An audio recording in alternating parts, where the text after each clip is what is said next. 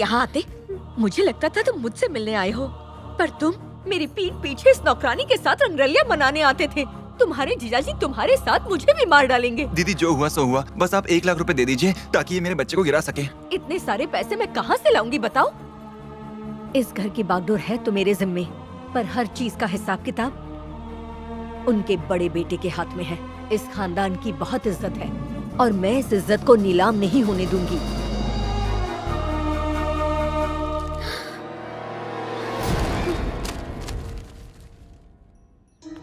इतना पैसा तेरे पास कहाँ से आया? बेईमानी करना शुरू कर दिया क्या? नहीं साहब। वो कौन है जिसने तुझे इतने पैसे दिए? मुंह में दही क्यों जम गया? पैसे मैंने दिए थे पिताजी। किस लिए? अबॉर्शन कराने के लिए पिताजी। ए, तू क्या खड़ी खड़ी सुन रही है? पैसे उठाओ, निकल यहाँ से।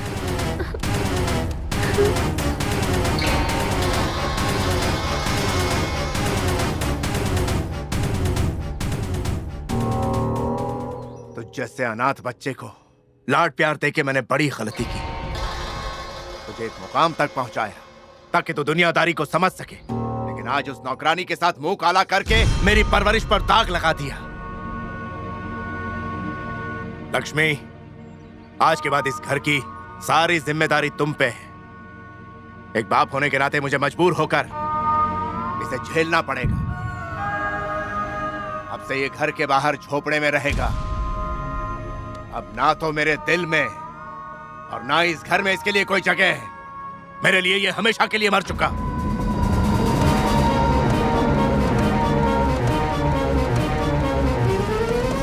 दीदी, सांप भी मर गया और लाठी भी नहीं टूटी। नीचे उतारो मेरे बेटे को। दीदी फौरन।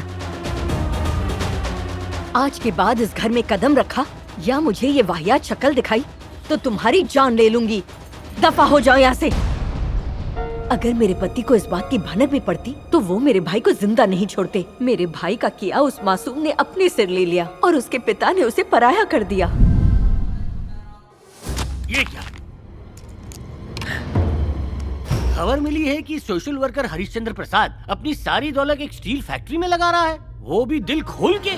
और बेहतरीन से बेहतरीन मशीन भी मंगवाई है उसने और हमसे जमीन की मांग की है। इसकी वजह से ये जमीन तेरे हाथों से फिसलकर उसके हाथों में जाने वाली है, जिसमें कई सालों से तेरी हुकूमत है। वो जनता की मदद करके राजनीति में अपने पांव जमा रहा है। अगर मेरी शिकस्त हुई तो तेरी हुकूमत खत्म और मेरा ये तख्त वो ले जाएगा। उसे आज की राजनीति की रत्ती भर भी समझ नहीं है, वो नहीं जीतेगा। ऐसा तुझे गुमान है? लोग उसे फरिश्ता समझते हैं भाई, उसे शिकस्त देना मुश्किल है। तो ठोक देते हैं उसे। सोशल वर्कर्स और एक्टर्स लोगों को राजनीति में नहीं पड़ना चाहिए, और अगर वो फिर भी इसमें कदम रखे तो उनके पैर काट देने चाहिए। ऐसी दर्दनाक मौत दूंगा कि उसकी रूह तक कांप उठेगी।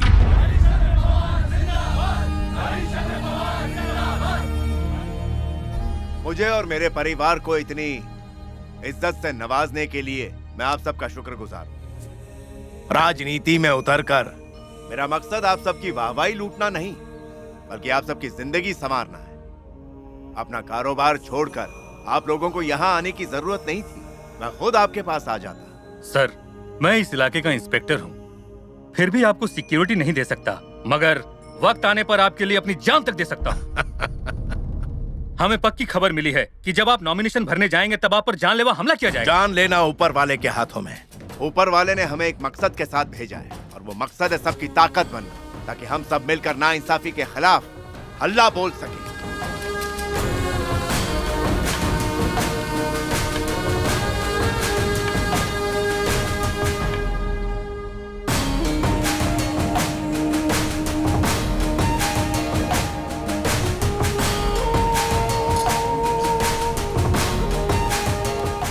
मेरे साथ सिर्फ ड्राइवर और एक गवाह जो पेपर्स पर साइन करेगा, उसके अलावा इलेक्शन ऑफिस में और कोई नहीं जाएगा। सुनिए, लोग आपके साथ आना चाहते हैं लेकिन आप सबको मना कर रहे हैं।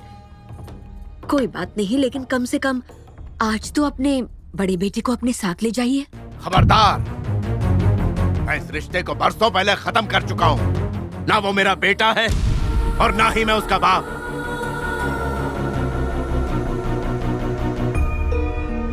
लेकिन मैं अपने वारिस, अपने पोते को अपने साथ ले जाऊंगा।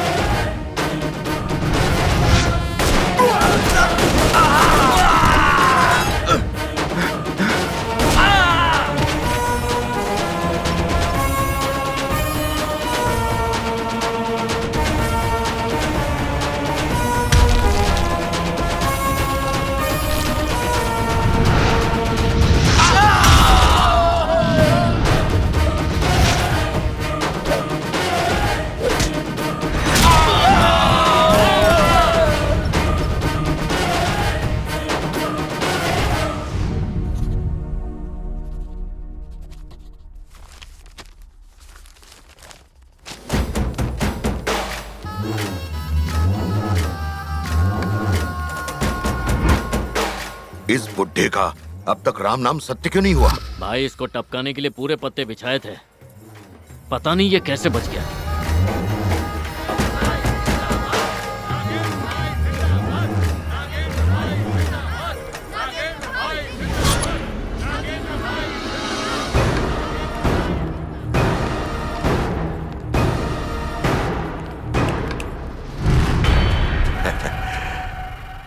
भीड़ से डर गया क्या? ये वहम है तेरा। बुढ़ापे में तुझे सुनने के साथ साथ दिखाई भी कम देने लगा है क्या? तुझे क्या लगता है लोगों की भलाई की खातिर अपने पुरखों की सारी संपत्ति दान देकर तूने कोई बहुत बड़ा महान काम कर दिखाया है क्या? राजनीति कैसे करते हैं ये हम सिखाएंगे तुझे। बता रहे इसको। भूखमरी हो तो अनाज बांटो, लोग गम में हो तो उन्हें 2 घूंट रम पिलाओ, जब चाहो जिधर चाहो वहां कब्जा कर लो, और अगर कोई तुम्हें रोकने की कोशिश करे तो तंदूर में डाल के भून डालो। ऐसे बनते हैं असली लीडर। तुम्हारी सोच गलत है। सरकारी ऑफिस में आया हूँ ना, इसलिए मैं अपने साथ कोई हथियार लेकर नहीं आया हूँ तेरे कहने पर, वरना आज यहीं इस बुड्ढे का सर काट के इसे बताते कि सच क्या है।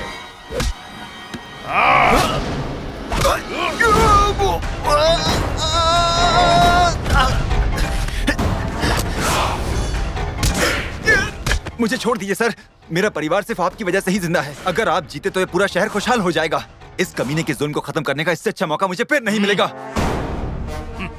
मेरी नजरें मुझे धोखा दे रही। अगर मेरी नजरें मुझे धोखा देती ना, अब तक तेरे सीने में 6 छेद बन गए होते।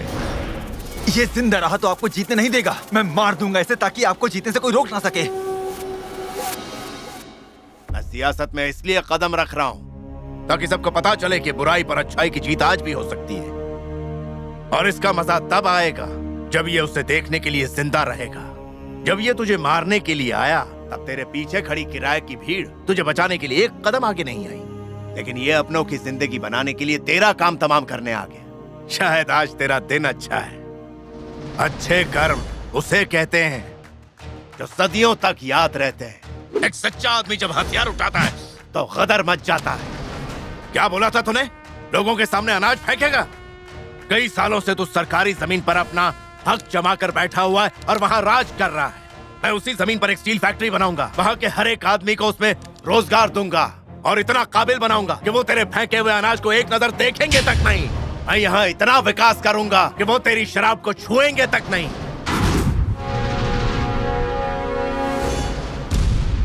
अगर दिल में मोहब्बत होती है तो उसके आगे जाति या धर्म टिक नहीं पाता। सभी लोग कंधे से कंधा मिलाकर काम करेंगे। गंदगी को बाहर फेंको और बच्चों को संस्कारी बनाओ। पढ़ा लिखा कर उन्हें एक बड़ा आदमी बनाओ ताकि कल जाके वो इतना नाम करे कि सारी दुनिया में हमारे देश का सिर फक्र से ऊंचा हो जाए। तुझ जैसे की औकात नहीं कि इसमें बाधा बन सके। ये बात गांठ बांध ले। धीरे धीरे आजमगढ़ में एक क्रांति की हवा चलने लगी। उस क्रांति का नाम था हरिश्चंद्र। हरिश्चंद्र एक सच्चे नेता की तरह उभरे, एक ऐसा नेता जिसे न तो सत्ता का लालच था न पैसों का। वो जिसे चाहते उसे मिनिस्टर बना देते, जब चाहते अपने चुने हुए मिनिस्टर से इस्तीफा ले लेते। गांव में बड़ी बड़ी इंडस्ट्रीज आई, रोजगार आया, शिक्षा आई। जो हाथ पहले तलवार उठाकर एक दूसरे को मारने काटने के लिए उठते थे, वही अब एक दूसरे को थामकर गांव की तरक्की में जुट गए। पूरा गांव मानो एक मंदिर बन गया था जिसके भगवान थे हरिश्चंद्र।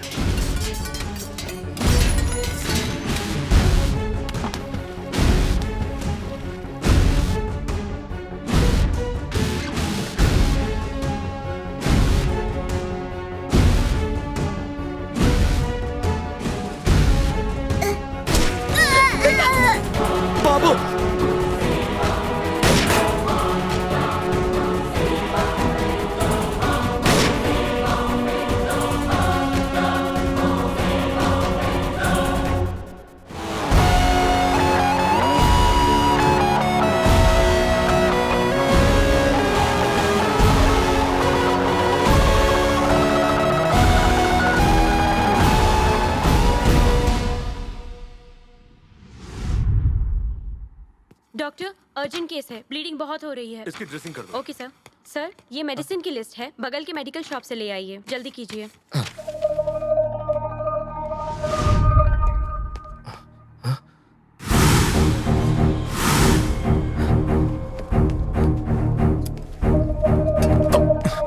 सिस्टर, मेरा भतीजा कहाँ है? मुझे नहीं पता। मैं दवा लेने चला गया था, लेकिन वो अब रूम में नहीं है। देखिए, यहीं कहीं होगा। आपने 5 साल के एक छोटे बच्चे को जाते हुए देखा? नहीं।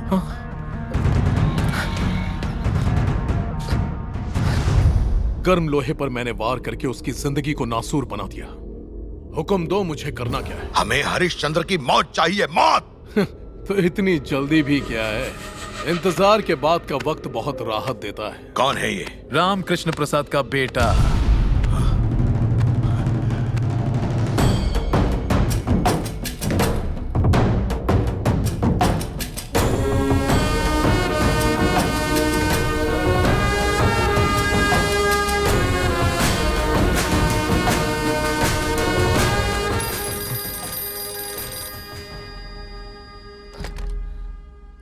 हेलो। अपने भाई को फोन दे। वो यहाँ नहीं है। वो मंदिर की छत पर बैठा हुआ है, तेरे बाप का बॉडीगार्ड बना हुआ है। नीचे बोला।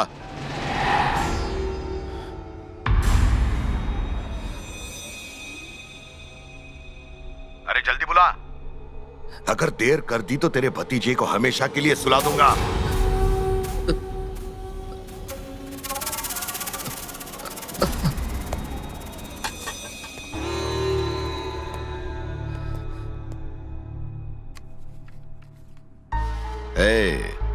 बुढ़े की रक्षा तो तूने अच्छी तरह कर ली, ऐसे आदमी की रक्षा क्यों कर रहे हो जो तुम्हें अपना बेटा मानने से भी इनकार कर रहा हो? जरा अपने बेटे के भविष्य के बारे में भी सोचो। मैंने पहले ही सोच रखा है। अच्छा, तो उसके पीछे से हट जा।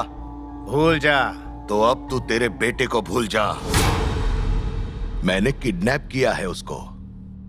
तुझे 60 साल का बुढ़ा जिंदा चाहिए या 5 साल का तेरा नन्हा बच्चा? जल्दी डिसाइड करना। लाखों लोगों की जिंदगी आज मेरे पिता के ऊपर टिकी हुई है। इसके लिए अगर मुझे अपने बेटे की कुर्बानी भी देनी पड़ी तो खुशी खुशी दे दूंगा। मार दो उसे।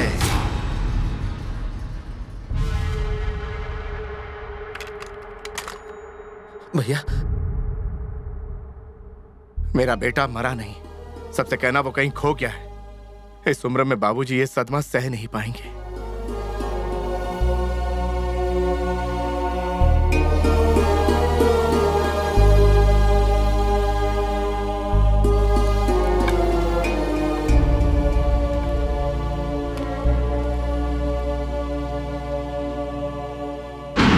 7 साल बाद मैं एक अनाथ हूं। आजा।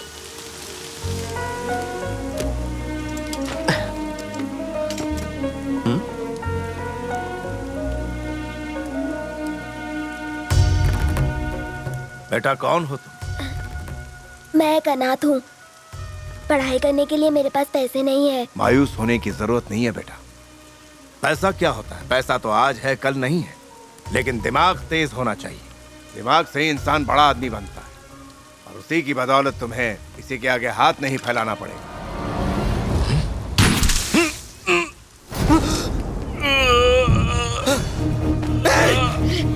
पिताजी! पिताजी!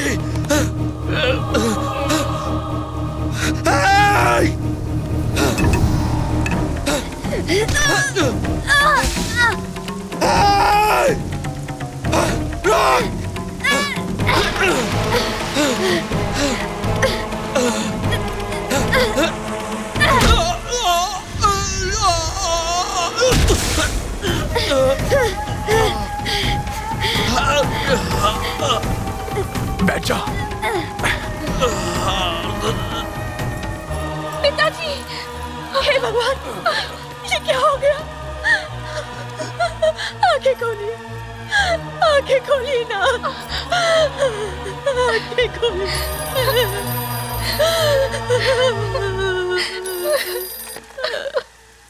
क्यों रे, आंसू बहा रहा है?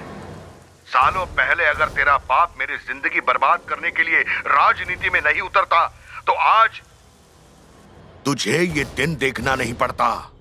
अब मैं तुझे जो बताने वाला हूं उसे सुनकर तेरे होश उड़ जाएंगे। मैंने तेरे बाप को नहीं मारा, तेरे अपने ही खून से उसे मरवाया।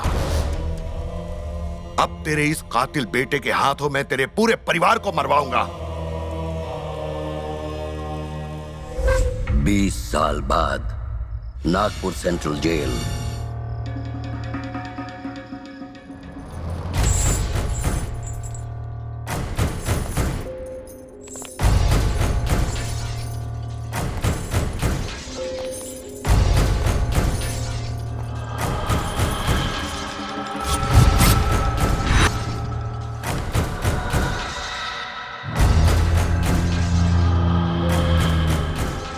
इसे जानवरों की तरह जंजीरों से क्यों बांध रखा है?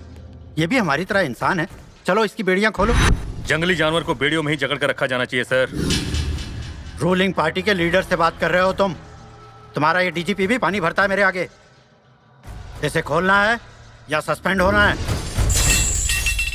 मुझे इससे पूछताछ करनी है। तुम सब यहां से जा सकते हो।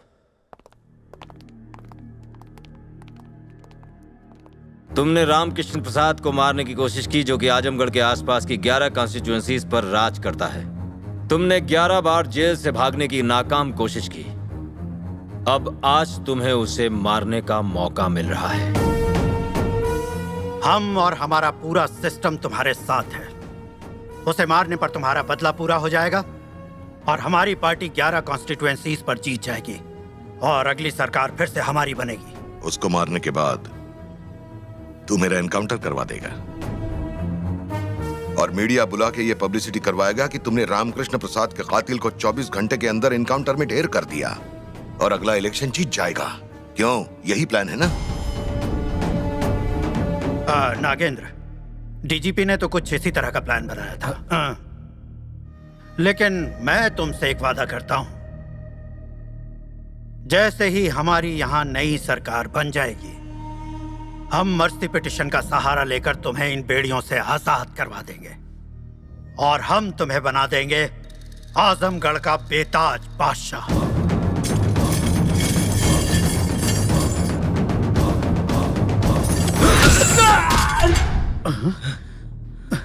तुम रामकृष्ण प्रसाद को मारने का प्लान बना रहे हो और सिक्योरिटी में उसी के आदमी को रखा हुआ है। यही है तुम्हारा सिस्टम? हाँ?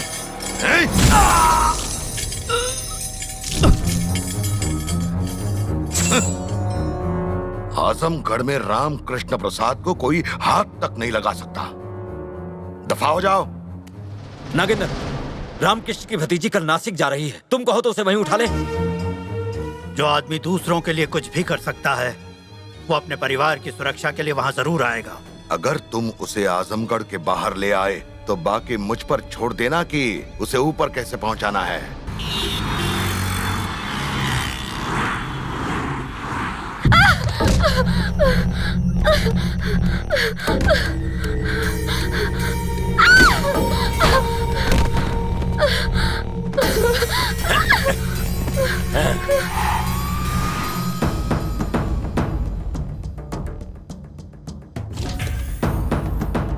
हाँ राजेश, हम इस वक्त केंद्रीय मंत्री नितेश पाटिल के घर के सामने खड़े हैं। कल रात निकिशा नाम की युवती की लाश मिली है। खबर मिल रही है कि ये मर्डर नहीं सुसाइड है, लेकिन निकिशा के पिता ने मीडिया के सामने बयान दिया था कि उनकी बेटी का बेरहमी से कत्ल किया गया है और कातिल कोई और नहीं नितेश पाटिल का बेटा संजय पाटिल है। बाकी की जानकारी ब्रेक के बाद।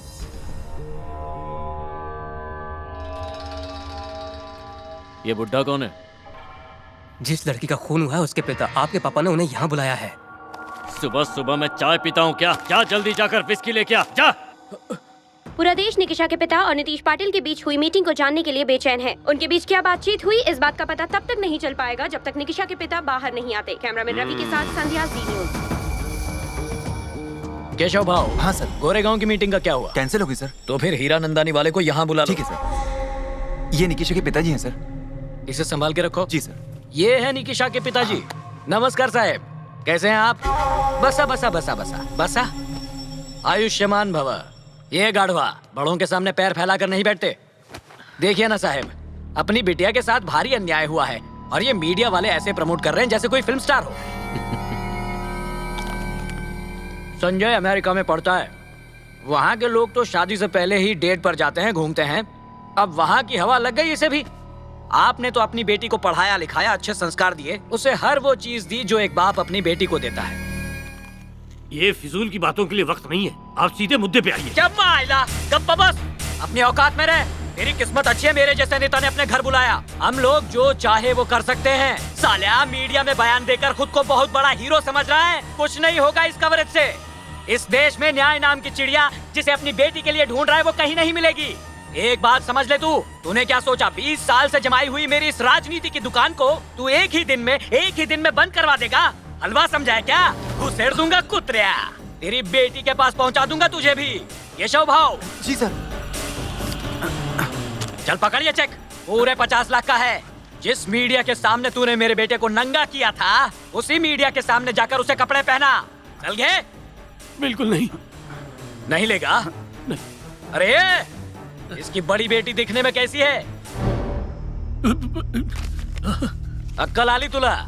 इसको फिक्स डिपॉजिट में डाल, बुढ़ापा आराम से कट जाएगा। चल निकल। आयुष्मान भवा। केशव भाव। जी सर। जरा कान साफ कर लो। उस न्यूज चैनल वाले को बुला लो। सर प्लीज बताइए, आप मंत्री जी से मिलने क्यों आए थे? आपको मंत्री जी ने क्यों बुलाया था? क्या आपको न्याय मिलने की उम्मीद है? बताइए। उनका कहना है कि संजय के अंदर कोई बुरी आदत नहीं है। आपका इस बारे में क्या कहना है? बताइए ना सर। मैं आपके सामने सब कुछ सच सच कहना चाहूंगा। मेरी बेटी बिगड़ गई थी। रात भर पब में घूमना, उसे नशे की लत लग गई थी। उसी नशे की हालत में उसने आत्महत्या कर ली। खैर अब तो मेरी बेटी वापस नहीं आ सकती, इसलिए मैंने सोचा क्यों ना उसकी मौत से थोड़े पैसे कमा लिए जाए, अमीर बना जाए। इसलिए मैंने मिनिस्टर की बेटी पर गलत इल्जाम लगाया। देखा आपने, एक मिडिल क्लास आदमी ने अपनी औकात दिखा दी। उसने अपनी बेटी की मौत से भी पैसा कमाने का मौका नहीं छोड़ा। बेचारे उस सीधे साधे मिनिस्टर के बेटे पर इल्जाम लगा दिया। एक बार फिर यह साबित हो गया कि गरीब अमीर की दौलत और नाम से जलते हैं। Over to studio. Party worker celebrate कर रहे हैं। अरे दरवाजा बंद कर रहे।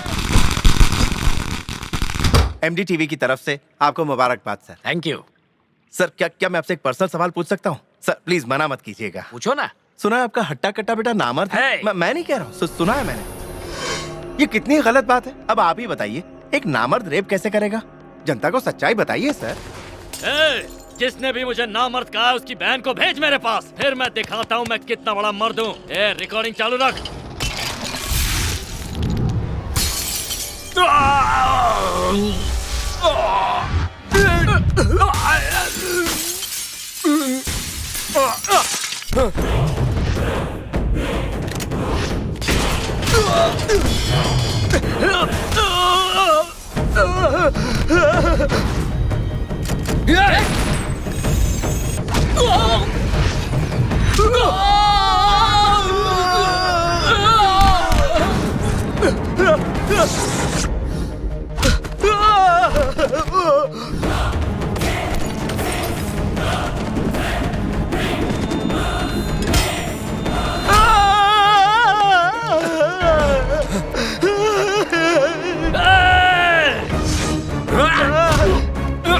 मारो इसे।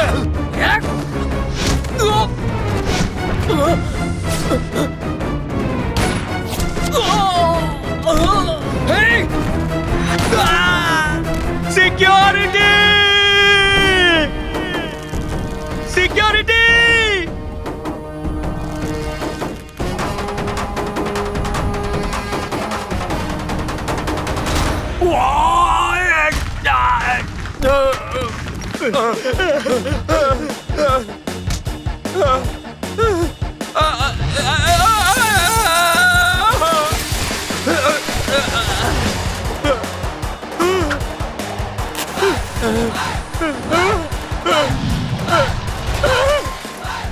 नहीं, मुझे मत मारो, मुझे जाने दो।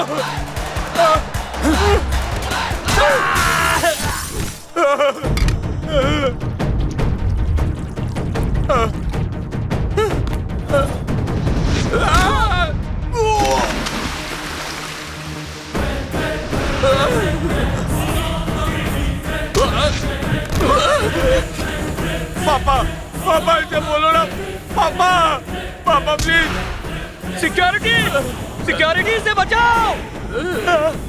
रुक जाओ। काली करतूतों को ढकने के लिए तूने कईयों के मुंह बंद किए। वैसे भी तुझ जैसे घटिया आदमी के पास दौलत के नाम पर कागज के नोट हैं। एक सुपारी लेने वाले के भी अपने कायदे कानून और अपने कुछ उसूल होते हैं। क्या तुम एक किलर हो? मेरे बेटे को मत मारो, जितने पैसे कहोगे मैं दे दूंगा।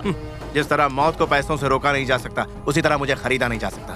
तुम जैसों का काम बुराई को फैलाना है और मेरा काम बुराई को खत्म करना। सच कहूं तो तेरी जिंदगी की सबसे बड़ी गलती ये है कि तूने इस हैवान की हैवानियत को रोका नहीं। रुको, उसे मत मारो, मैं तुम्हारे हाथ जोड़ता हूँ। मैं मीडिया के सामने आकर सारी सच्चाई बता दूंगा। सभी लोग सुनो। मिनिस्टर साहब अपना बयान देने वाले हैं। ये केबल और कैमरे से कनेक्ट करो। महाराष्ट्राच्या जनतेला माझा नमस्कार। मेरे बेटे संजय पाटिल ने निर्दोष निकिशा का रेप करके उसकी हत्या की थी। निकिशा के पिताजी को बुलाकर उन्हें डरा धमकाकर मीडिया के सामने गलत बयान देने पर मैंने मजबूर किया था, लेकिन अब मेरी आंखें खुल गई हैं। मेरे बेटे ने जो अपराध किया है उसमें उसका साथ दिया, इसलिए मैं भी अपराधी हूँ। मैंने इस अपराध के लिए खुद को सजा दी है। इतना ही नहीं, मैंने अपने बेटे को भी सजा दी है।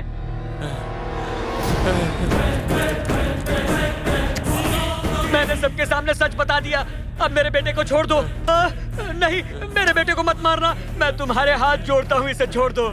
जिंदगी, मौत और मेरा फैसला, ये कभी नहीं टलते। No second option.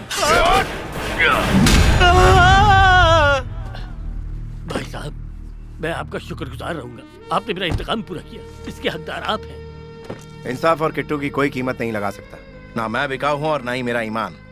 उस मिनिस्टर ने एक पिता को ठेस पहुंचाई और एक भाई ने एक बहन का बदला लिया। मैं बस इसी बात से खुश हूँ। इस पैसे से अपनी बड़ी बेटी की शादी धूमधाम से करना। पर इसे आप ही रख लीजिए।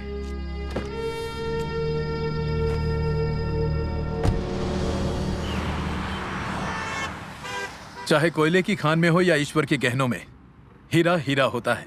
तुम्हारे माँ बाप को तुम पर बहुत फक्र होगा। ऐसे कह रहे हैं जैसे मेरे माँ बाप से बरसों की पहचान। अगर पता होता तो उनके पास कब का पहुंचा दिया होता तुम्हें। 5 साल की उम्र से तुम्हारी परवरिश की है, तब से अब तक तुम्हारा ख्याल रखता आ रहा हूं।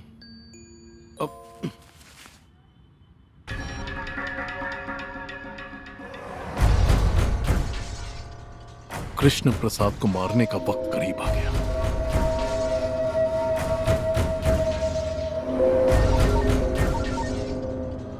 मैसेज मिला कि नहीं? मैं फोन करता हूँ। कौन है? बचपन का दोस्त है।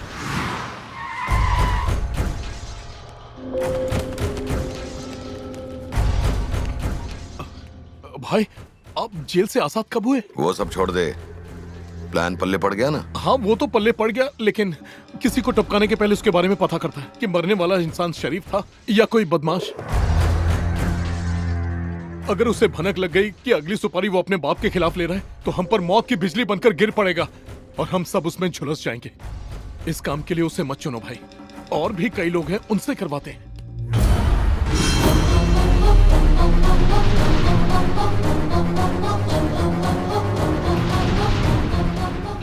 लंगोटिया, बचपन का लंगोटिया यार था। चाय मेरे लिए।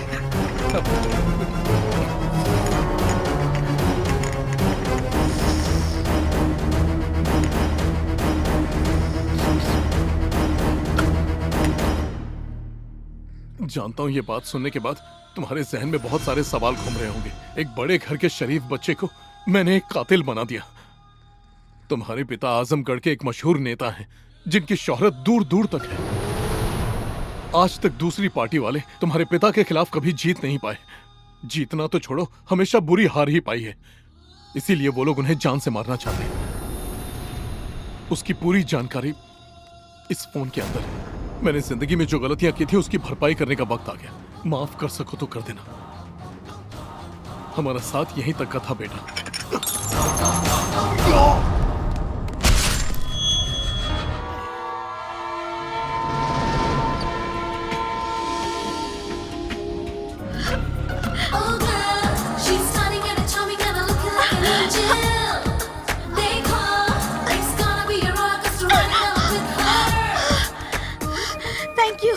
अगर तुमने मेरा हाथ नहीं पकड़ा होता तो मेरी ट्रेन मिस हो जाती। अगर मैंने तुम्हारा हाथ नहीं पकड़ा होता तो मैं तुम्हें मिस कर देता।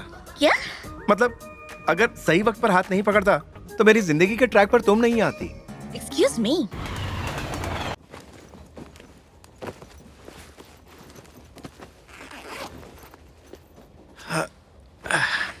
तुम मेरी कैबिन में क्यों आ गए? तुम्हारी? मगर पहले तो ये कैबिन रेलवे की थी। देखो, ज्यादा स्मार्ट बनने की कोशिश मत करो। बचपन से ही स्मार्ट हूँ लेकिन घमंड नहीं किया। इससे अच्छा तो मैं जनरल डिब्बे में चली जाती। मुझे लगा तुम फर्स्ट क्लास की हो, मगर तुम तो चालू डब्बे की निकली। तुम क्या मुझे चालू टाइप समझते हो? वैसे शक्ल से नहीं लगती। तुम्हें मेरे बारे में पता नहीं है। मेरा सैंडल नंबर है 10, जूती नंबर 9, थप्पड़ का नंबर 5 और घूसा फ्री में है इनके साथ। अब तुम्हें समझ में आ गया ना सब कुछ? तुमने अपना मोबाइल नंबर नहीं बताया। तुम जैसे लड़के को मैं अपना मोबाइल नंबर दूं? मोबाइल तो क्या, मैं तुम्हें अपनी स्माइल तक ना दूं। तुम जानते नहीं मैं कौन हूँ। खूबसूरत हो, इसका मतलब कुछ भी बोलोगी? अब कहो तो मैं भी अपने बारे में कुछ कहूँ। बको। मैक्सिमम हड्डी तोड़ने का, मिनिमम जिंदा छोड़ने का, सर फोड़ने का, नाक में करंट जोड़ने का, गर्दन मरोड़ने का, वर्ल्ड रिकॉर्ड। पता है किसके नाम दर्ज है? महान खिलाड़ी तुम्हारे सामने बैठा है। शायद ऑडियो तुम्हारे समझ में नहीं आया, मैं तुम्हें वीडियो दिखाता हूं।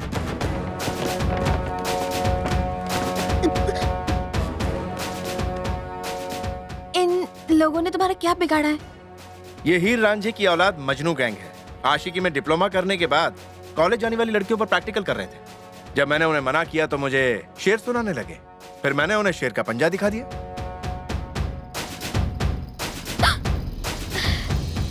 ये लड़की कौन है और इसकी नाक पे इतना गुस्सा क्यों है? सोनिया। सॉलिड है ना? सड़क पर मैं सोशल सर्विस कर रहा था तो उससे दिक्कत हुई और मेरे खिलाफ कंप्लेंट कर दी।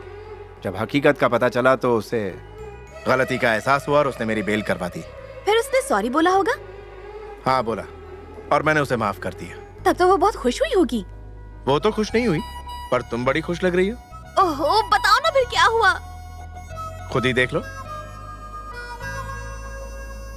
मुझसे गलती हो गई थी, इसलिए मैंने तुम्हारी बेल करवाई। इसके अलावा हमारे बीच और कुछ नहीं है। मेरे ज्यादा पास आने की, मुझसे दोस्ती करने की, प्यार दिखाने की या मेरी बेमतलब तारीफ करने की कोई जरूरत नहीं, समझ गए? I hate love stories. तो फिर उससे शादी की तुमने? नहीं, उसने मना कर दिया। पर क्यों? मुझे कल ही पता चला कि सोनिया को कैंसर है और इस वक्त किसी हॉस्पिटल में उसका इलाज चल रहा है। क्या कहा? हाँ, सिर्फ 1 हफ्ते की मेहमान है, ऐसा डॉक्टर का कहना है। मैं उससे शादी करने जा रहा हूँ क्योंकि सोनिया की ख्वाहिश है कि वो सुहागन बन के मरे। ये उसकी आखिरी ख्वाहिश है। हैंडराइटिंग अच्छी है तुम्हारी? तुम्हारी मूछें भी अच्छी हैं। क्या लिख रही? यही कि तुम्हारी मूछें मैं कभी नहीं भूल पाऊंगी। पता नहीं और कितने लोगों की मूछें तुम्हें अच्छी लगी होंगी। 2 लोगों की, तुम्हारी और मेरे बचपन के दोस्त की। तुम्हारा दोस्त पैदाइशी मूंछों वाला था? नहीं, वो अक्सर नकली मूंछें लगाता था। ठीक है, मुझे जरा जगा देना, मैं ऊपर सोने जा रहा हूँ।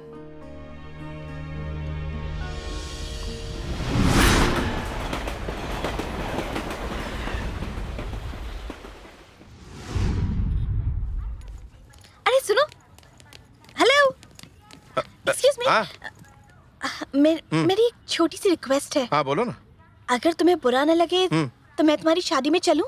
रात को तुम्हें अच्छे से नींद तो आई थी ना? रात को बहुत अच्छी नींद आई, मैं भी तो सुबह फ्रेश हूँ। रात को तुम मुझसे डरी हुई थी, तो मैंने पॉडकास्ट में सुनी हुई एक चटपटी कहानी तुम्हें सुना दी, ताकि तुम मेरे साथ कंफर्टेबल हो सको। बाय। हाँ, एक मिनट।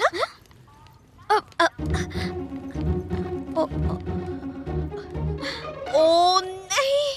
अरे पूजा, तुम किसे ढूंढ रही हो? तुम्हें भी अभी आना था, थोड़ा ट्रैफिक में नहीं फंस सकती थी? तुम्हारी वजह से मेरे बचपन का दोस्त चला गया। मेरे अलावा और कौन तुम्हारा बचपन का दोस्त है? अरे वो मुझे ट्रेन में मिला था, बिल्कुल मेरे अंकल जैसी शक्ल थी उसकी, वही आंखें, वही होठ। मुझे लगता है वो मेरे अंकल का बेटा जो बचपन में खो गया था। ओहो, फिर से वही स्टोरी रिपीट टेलीकास्ट शुरू मत करो प्लीज। 25 साल से हम उसी लड़के को ढूंढ रहे हैं, अब तो हर लड़का हमें वही लगता है। बहुत हो गया तुम्हारा मजाक, हमारी फ्रेंडशिप आज से ओवर। मेरे सारे गिफ्ट लौटा दो अभी के अभी। गुस्सा क्यों करती है? सॉरी यार।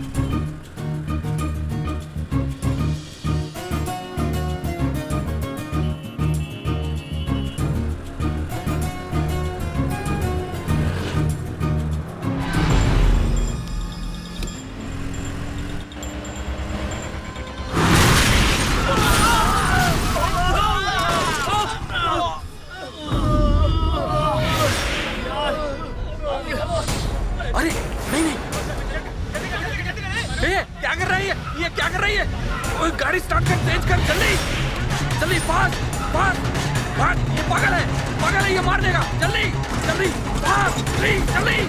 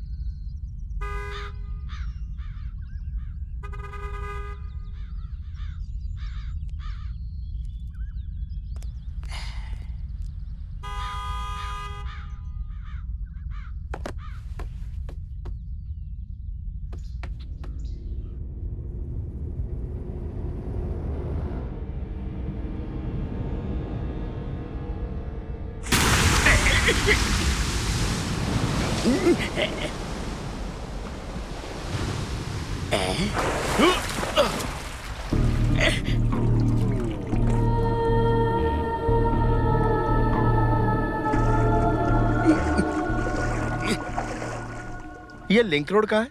Link road? वो क्यों? बस पकड़नी है। बस पकड़ने के लिए इतनी ऊपर से क्यों टपके? मेरी शिप का इंजन गर्म हो गया था, ठंडा करना था। भाई तुम आए कहाँ से हो? मैं मंगल ग्रह से आया हूँ। वहाँ भी टायर वाली गाड़ियाँ चलती हैं? चलती नहीं है, उड़ती है, तुम्हारे होश की तरह। इसका मतलब तुम एलियन हो, दूसरे ग्रह का नागरिक। अब लिंक रोड का रास्ता बताओगे? Thank you. कोई बात नहीं। वही लड़का तुम्हारे अंकल का बेटा है, ये कैसे पता चलेगा? मैं तुम्हें बताती हूँ कैसे पता चलेगा। मेरे दादाजी अपने इलाके के दबंग थे, जितना उनका नाम था उतने उनके दुश्मन भी। जब मेरा दोस्त 5 साल का था तो मेरे दादाजी के साथ एक कैंपेन में गया था और दादाजी का दुश्मन उनका पीछा कर रहा था और उसने उन पर गोली चला दी। गोली इस बच्चे को लग गई। लकीली वो बच तो गया, मगर गोली ऐसी जगह लगी है कि ना वो दिखा सकता ना बता सकता है। मगर उसे गोली लगी कहाँ थी? एग्जैक्टली यहाँ। बड़ी गलत जगह लगी गोली, हम वहाँ देखेंगे कैसे? अगर ये लड़का वही है तो निशान भी होगा। पहले उसे ढूंढो, फिर निशान ढूंढेंगे। किससे मिलना है? आपने मुझे पहचाना नहीं? मैं बॉबी। बॉबी? कौन बॉबी? आपकी बेटी का चड्डी पड़ी हूँ। बॉबी, तुम हो? करुणा, पूजा, देखो कौन आया है।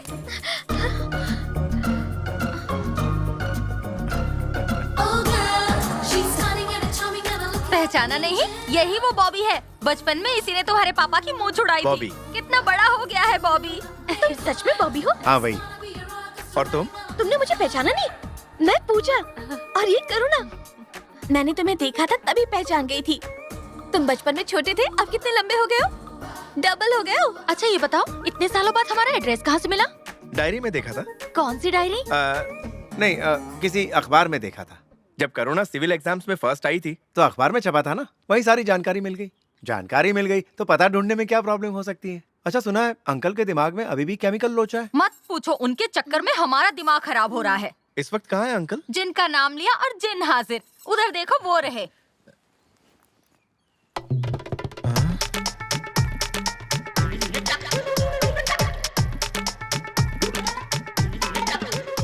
अरे ऐसे दूर से क्या घूर रहे हो? कभी आदमी नहीं देखा?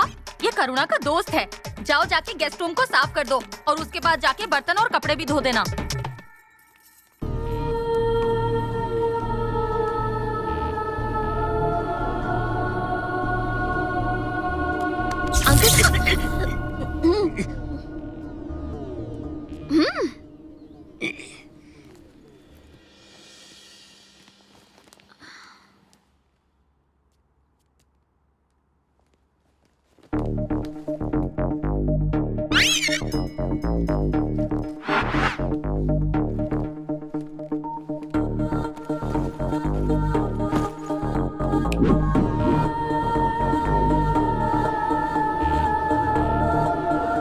तुम्हारे दिमाग में एक सवाल घूम रहा है जो तुम्हें हैरान कर रहा है ना?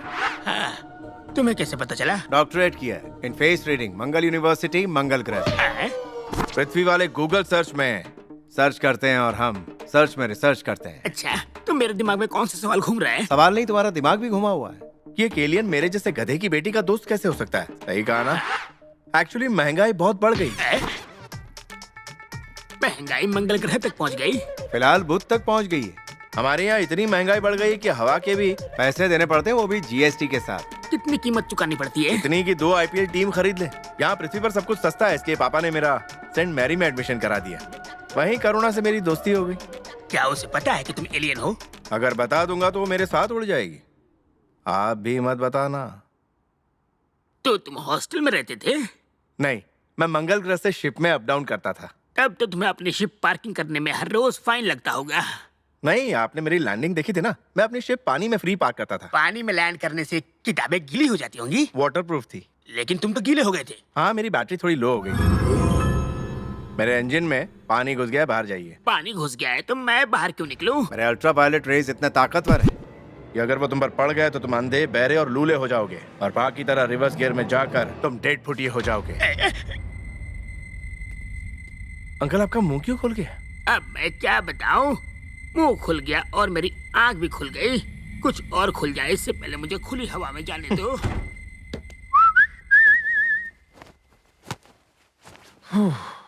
अरे अरे रुकिए रुकिए। क्या हुआ? इस बाथरूम का नल थोड़ा खराब है, दूसरा बाथरूम यूज कर लीजिए। कहाँ है दूसरा वाला? उधर।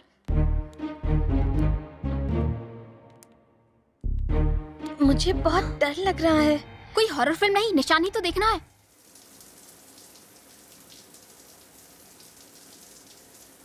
पूजा, ए पूजा, दरवाजा खोल यार। अरे ये क्या हाल बना रखा है? निशान देखा कि नहीं? नहीं देखा। अरे निशान नहीं देखा तो और क्या देखा? अक्सर लोग शावर की तरफ मुंह करके नहाते हैं ना। बॉबी दरवाजे की तरफ मुंह करके नहा रहा था।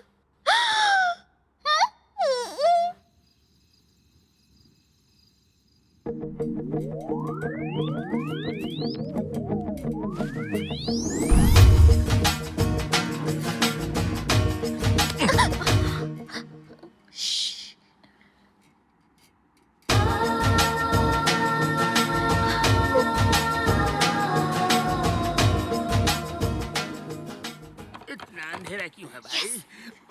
बात बन जाएगी। आंखें तो खोली। अरे पूजा, डैडी आ रहे हैं, चल भाग यहाँ से।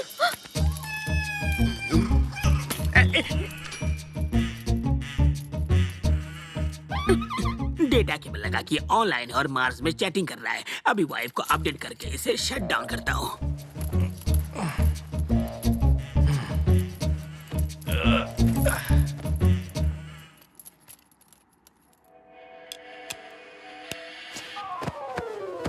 क्या उल्लू की तरह जाग रहे हो? तुम्हें राज की बात बताता हूँ। ये देखो केबल, इसे लगाकर ये मार्स की लड़कियों से चैटिंग कर रहा है। इसे कानों में लगा के खुद आंखों देखा हाल सुन लो। समझ में तो नहीं आएगा मगर पता चल जाएगा।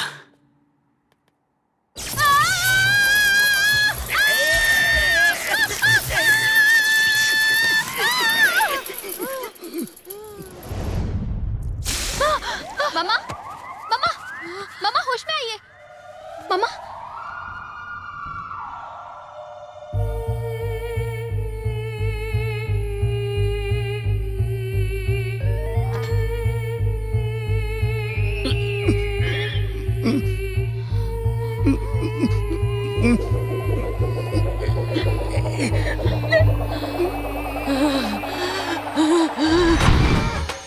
तुम्हारा दिमाग है कि चाइना का माल? हमेशा खराब होता रहता है। अब अगर अपना भेजा चलाया ना तो तुम्हें यहाँ से उठा के पागल खाने भेज दूंगी। आज तो मैं बाल बच गए, लेकिन तुम्हारी वजह से मेरे सारे बाल जल गए। तुम लोग चलो, सो जाओ। हाँ चलो, तुम भी चलो। और तुम रात भर मच्छर भगाओ। अगर मुझे एक भी मच्छर काटा ना तो तुम्हारा खून पी जाऊंगी। मैंने केबल छुआ तो मुझे कुछ नहीं हुआ। बीबी ने छुआ तो उसे 440 वोल्ट का झटका क्यों लगा? मार्स में उस वक्त लोड शेडिंग थी। Good night. मार्स पे भी लोड शेडिंग होती है?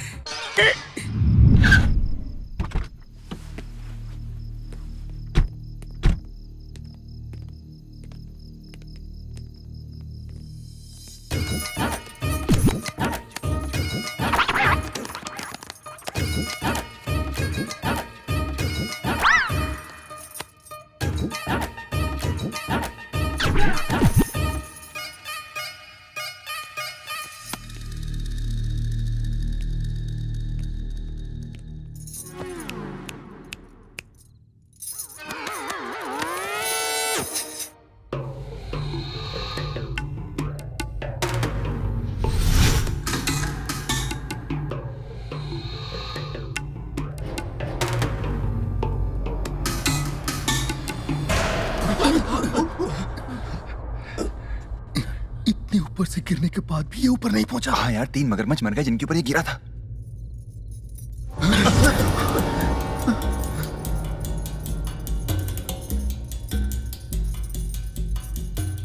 उसे देखकर नानी याद आ गई ना? पता है तुम्हें वो कौन है? कौन है वो? एलियन। एलियन? मुझे तो यही एलियन लग रहा है भाई। अच्छा ठीक है, मैं तो एलियन हूँ, लेकिन आप लोग कौन हो भाई? Fantastic four.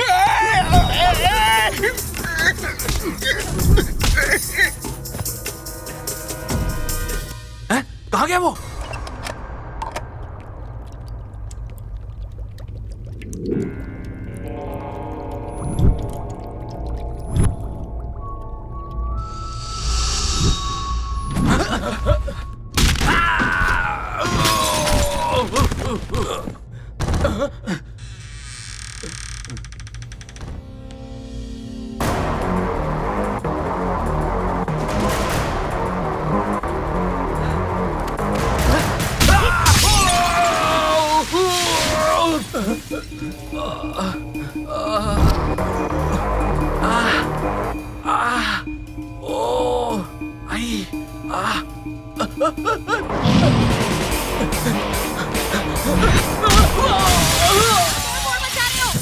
दरवाजा क्यों बंद किया है बाहर से?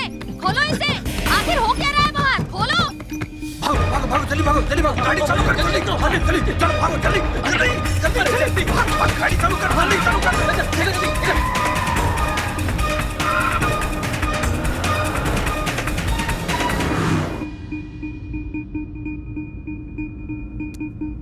क्या है रे?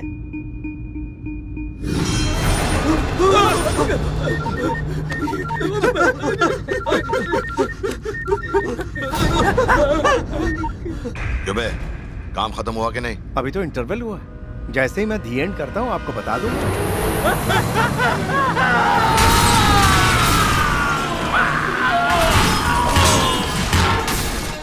आवाज कैसी थी? ये आवाज तेरी तबाही का आगाज है। कौन है तू? वही जो तेरी मौत की वजह बनने वाला है, या यूं समझ ले कि वही जो तेरी मौत बन के आया है। जिसे भेजना है भेज दे, चाहे तो खुद आ जा। मैं तेरा वो हश्र करूंगा कि आगे तेरी कोई पुश्तें ही पैदा नहीं होंगी। लड़की को किडनैप कर लिया? नहीं, हम तीनों के अलावा कोई चौथा भी हमारे प्लान के बारे में जानता है, और मैं अच्छे से जानता हूं वो चौथा शख्स कौन है। इस बार तो उसने लड़की को बचा लिया, लेकिन वो हमारा प्लान किसी को नहीं बता पाएगा। मुझे जेल से निकालने का बंदोबस्त करो जल्दी। रामकृष्ण प्रसाद के बाप के मरने की बरसी है। अगर हम उसमें शरीक हुए तो लोगों के दिल में हमारे लिए इज्जत बढ़ जाएगी, और अगर उस दौरान वो मर गया तो कोई हम पर शक नहीं करेगा। मैं तो तुम्हारे पागलपन से तंग आ गई हूँ। क्या तोड़-फोड़ मचा रहे हो? दरवाजा क्यों बंद किया है बाहर से? खोलो इसे। क्या चल रहा है? दरवाजा खोलो, खोलो। आखिर हो क्या रहा है बाहर?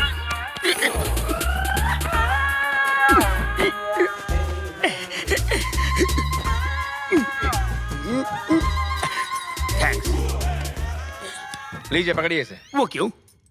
अगले सीन में आपके ऊपर जो बिजली गिरने वाली है ना अंकल, ये उसे रोक देगा।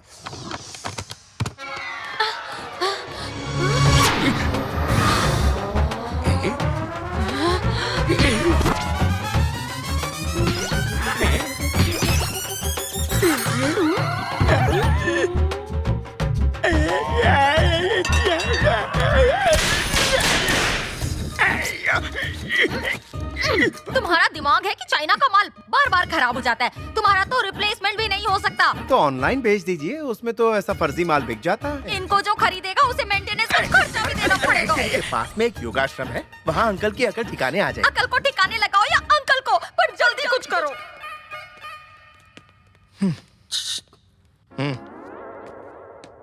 कब जाना है? बहुत जल्दी अंकल, थोड़ा सब्र कर लो।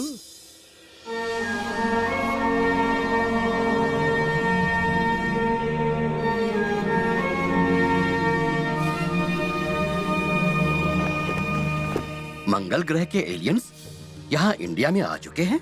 टूरिस्ट के तौर पर आए हैं या सेटल होने? अगर सेटल होने आए हैं तो ज्यादा दिन टिक नहीं पाएंगे, 1 BHK खरीद नहीं पाएंगे, मंथली रेंट वो दे नहीं पाएंगे, और करप्शन में सांस ले नहीं पाएंगे। स्वामी जी, आप यही तो मार खा गए। बिना राशन कार्ड के अच्छे अच्छे सेटल हो गए, घूस देकर ये भी घुस जाएंगे। उनकी करेंसी तो डॉलर से भी बहुत महंगी है ना स्वामी जी? सच कहा बालक, अगर हमारे आयुर्वेदिक बिजनेस में वो पार्टनर बन जाए तो लाइफ सेट हो जाएगी। दूसरे बाबा की तरह आप भी मुझे फ्रॉड लग रहे हैं। अपना मुंह बंद रखो, कहीं भी बकबक शुरू कर देते हो। ये जो तुम्हारा भेजा है ना, इसमें सिर्फ भूसा भरा हुआ है। इसे ठीक कर दो, या तो कोई इसे अच्छा दिला दो। तुम टेंशन मत लो बेटी, ये योगा से ठीक हो जाएगा। योगा करना है स्वामी जी, पहले क्यों नहीं बताया? मुझे तो लगा था कि आप झटके देंगे। जैसा योगा करना है करूंगा, मगर सच्चाई यही है कि ये एलियन है। योगा करना है ना? चलो। उधर बाहर कहाँ जा रहे हो? इसके अंदर जाना है। इसके अंदर मैं कैसे घुस सकता हूँ स्वामी जी? आप लोग इन्हें घुसाकर बताइए कि कैसे घुसते हैं। घुसा तो आप ऐसे रहे हो स्वामी जी, जैसे मैं कि घूस का पैसा हूँ। घुस जाओ। अगर इस डब्बे में घुसा तो मुरब्बा बन जाएगा मेरा। तुम कुछ क्यों नहीं मुझे मुरब्बा पसंद है। अरे इसे जल्दी अंदर डालो, अगर ये इतना बोलेगा तो हमें भी डब्बे में जाना पड़ेगा। अरे ऐसा मत करो, मैं कोई मुर्गा हूँ क्या? भगवान के लिए छोड़ दो। अरे टेंशन लेने की कोई आवश्यकता नहीं है, कुछ देर में ये ठंडा हो जाएगा, मगर अंडा नहीं देगा।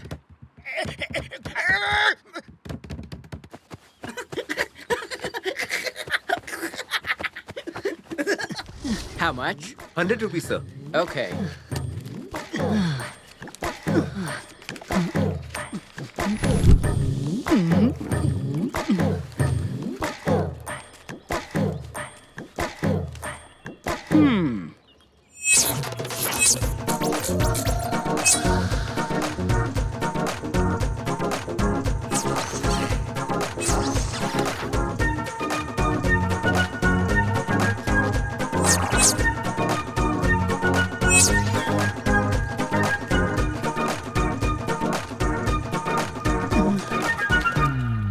Thanks madam. हाँ मैडम, जेब काटूं मैं और मलाई खाएंगी आप? ईमानदारी भी कोई चीज होती है। अब मैं जा रही हूँ पिज्जा खाने, रोक सको तो रोक लो। स्टॉप! तुम्हें तो पोलियो हुआ था ना? हाथ पैर इतनी जल्दी ठीक हो गए तुम्हारे? कहो तो कटिंग करवा दूं? जैसा मैं कह रही हूँ वैसा करो, नहीं तो जेब कतरों की किताब से तुम्हारा चैप्टर क्लोज कर दूंगी। नहीं मैडम, चैप्टर खुला रहने दीजिए, इसका हम 50-50 कर लेते हैं। मुझे तुम्हारे जैसा पार्टनर नहीं चाहिए। Thank you madam. तुम्हें एक आदमी के पीछे के कपड़े काटने हैं। पीछे के? और तभी मिलेगा तुम्हें ये पर्स। एग्जैक्ट लोकेशन बताइए ना मैडम। अपना बायां हाथ अपने पीछे रखो। आप बचपन से ही ऐसी ही अभी अभी बिगड़ी है।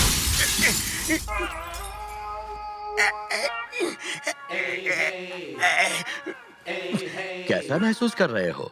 अब मुझे समझ में आ गया स्वामी जी, एलियन अपने यहाँ नहीं आ सकते। स्वामी जी, इनका दिमाग ठीक तो हो गया है ना? ये माँ का लाडला अभी तो सुधर गया है, मगर आगे अगर किसी तरह का कोई लक्षण दिखे तो इन्हें फिर से मेरे पास लेकर आ जाना।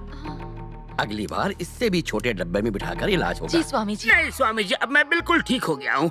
आप कहे तो मैं कमर सीधी करके आ जाऊँ। आ जाओ। इस डब्बे ने मेरी कमर का कचूमर बना दिया है। आराम से।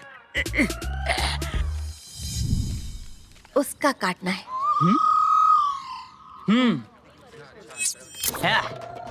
देखो अब मेरे ब्लेड की धार और मेरी कटिंग की रफ्तार।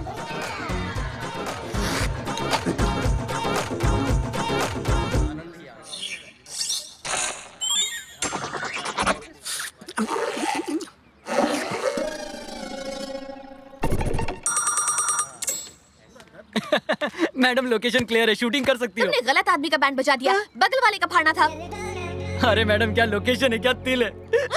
आंटी, अरे तुम्हारे चेहरे का रंग क्यों उड़ा हुआ है? आंटी, वो अंकल। स्वामी जी!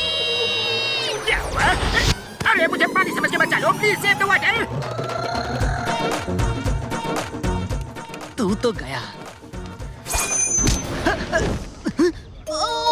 मर गई। क्या है ये? चश्मा उतार के देख, ब्लेड है। किस लिए इस्तेमाल करोगे इसे? बेटा इसे छोटा मत समझ, ये ऑल राउंडर चीज है। ये शेविंग के साथ साथ अर्निंग के भी काम आती है। और क्या क्या खूबियां हैं इसकी? तू क्या टैलेंट हंट कर रहा है? बच्चा ये ब्लेड ब्लड निकाल देगा।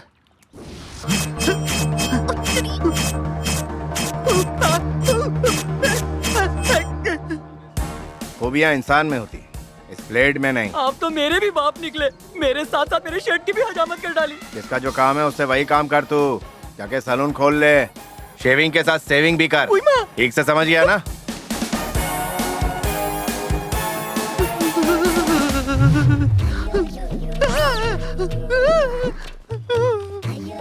हो गया ना टैलेंट का कबाड़ा। शुक्र है कि इस ब्लेड ने उसके कपड़ों को नहीं टच किया, वरना मैडम आज मेरी भी कटिंग इस कपड़े के मच्छरदानी जैसी हो गई होती।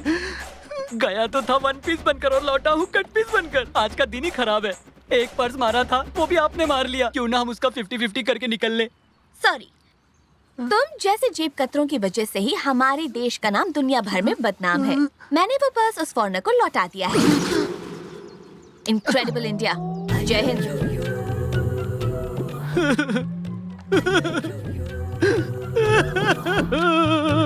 पूजा, पूजा, क्या हुआ? इतनी उदास क्यों खड़ी है? उसका निशान देखने की कोई तरकीब काम नहीं कर रही। इस काढ़े को ट्राई करना। कहाँ से लाई? ट्रीटमेंट के दौरान एक आदमी से दर्द बर्दाश्त नहीं हो रहा था, बहुत चिल्ला रहा था, तो स्वामी जी के इस काढ़े को सूंघते ही वो बेहोश हो गया। Wow, thank you.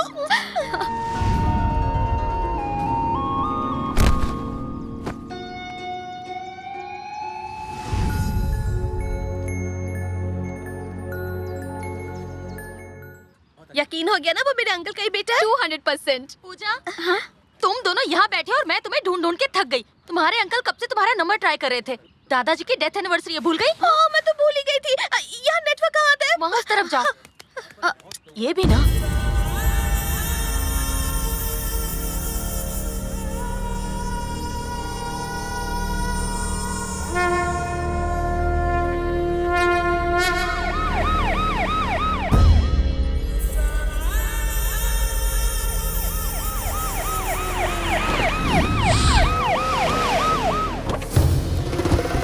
ये हमारे देवता स्वरूप नेता की पुण्यतिथि है। जैसे शैतान हमें यहाँ नहीं चाहिए, चले जाओ यहाँ से। सूरत लेकर यहाँ से निकल जाओ।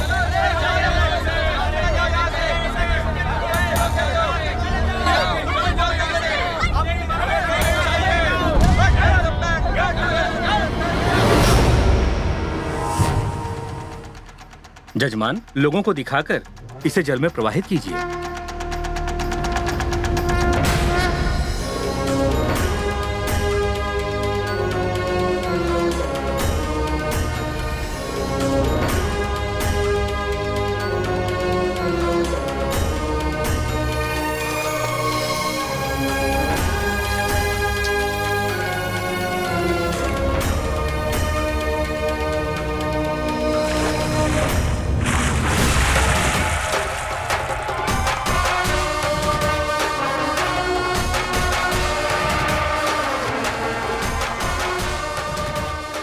डीजीपी, मुझसे नहीं होगा। तुम ही बताओ कि हम लोग क्यों आए हैं यहाँ।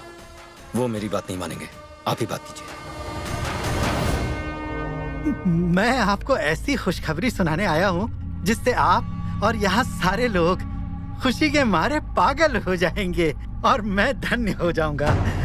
आपके पिता हरिश्चंद्र प्रसाद जी ने हर भेदभाव को मिटा दिया, हर घर में रोजगार दिया और एक ऐसे महान इंसान बन गए जिन्हें पूरे आजमगढ़ में देवता की तरह पूजते हैं। आज से ठीक 20 साल पहले उनका स्वर्गवास हुआ था। उन्हें यहाँ के लोगों के दिल और दिमाग में हमेशा के लिए अमर बनाने के लिए यहाँ से थोड़ी दूर जौनपुर में 10 एकड़ की जमीन पर मेरी सरकार ने उनकी 72 फीट ऊंची मूर्ति बनाने का फैसला किया है। वो हमारे भी पूजनीय है, बस आप हाँ कर दीजिए। सुनिए, शायद आपने मेरी बात ठीक से नहीं सुनी। 10 एकड़ की जमीन के बीचों बीच 72 फीट ऊंची मूर्ति भारत की सबसे बड़ी मूर्ति होगी है। एक बात जहन में बिठा लो, वो 10 एकड़ नहीं बल्कि 32 एकड़ है। वहाँ 8000 परिवार झुग्गी झोपड़ियों में दिन रात मेहनत कर अपना गुजारा करते हैं। अगर उन बेसहारा गरीबों की जमीन हड़प कर वहाँ कोई बागीचा या मूर्ति वूर्ति बनाई और एक भी झुग्गी की छत भी हिली तो तेरी चिता जलाने के लिए 1 गज जमीन भी नसीब नहीं होगी। लोगों ने मेरे पिता की मूर्तियां पूरे शहर में कई जगहों पे बनवाई हैं और मूर्तियां बनवाने के लिए तुम्हारी मेहरबानी नहीं चाहिए। दिग्गज नेताओं की जगह लोगों के दिलों में होती है, चौराहे और सड़कों पर नहीं। अब जरा शराफत से बताओ कि मूर्ति बनाने का नाटक करके तुम्हें क्या हासिल होने वाला है, या सच्चाई मैं ही उगलवाऊं? नहीं, देखिए, दरअसल बात ये नहीं है, आप गलत समझ रहे हैं। ये शंकर राव का प्लान नहीं था। पार्टी हाईकमांड ने आपको खुश करने के लिए ये फैसला लिया था ताकि आप इनकी पार्टी में शामिल हो सके। वो क्या है ना, आपके उम्मीदवार पिछले 25 सालों से यहाँ से जीतते आए हैं। अगर इस बार इलेक्शन में आपने इनकी पार्टी का साथ दिया तो पार्टी हाईकमांड आपको अपनी पार्टी में बड़ी से बड़ी पोस्ट दे सकती है। पोस्ट का लालच दे रहा है, जिसका बिल्ला गले में बांध कर घूमता रहूं? यह ओहदा लोगों से दिया गया तोहफा है। तुझ जैसा फरेबी मुझे क्या तोहफा देगा? मेरी जिंदगी का एक ही मकसद है, लोगों की भलाई। जनता को मुझ पर एतबार है और अगर मैं लोगों के बारे में ना सोचकर अपनी तिजोरी भरने की सोचूं तो तुझ जैसे दलाल और मुझ में कोई फर्क नहीं रहेगा, जिसका ना तो कोई ईमान होता है और ना ही कोई वजूद। चवन्नी और अठन्नियों में बिकते हैं तुझ जैसे टुच्चे दलाल। तेरी पूरी पार्टी भ्रष्टाचारियों से भरी पड़ी, यही हकीकत है। मेरी पार्टी और हाई कमांड की असली ताकत जानते कहाँ हो? अरे इन जाहिल लोगों की मदद करने का क्या फायदा? अगर आज के बाद मेरे सामने ऊंची आवाज में बात की या मेरे लोगों के बारे में कुछ भी गलत कहा,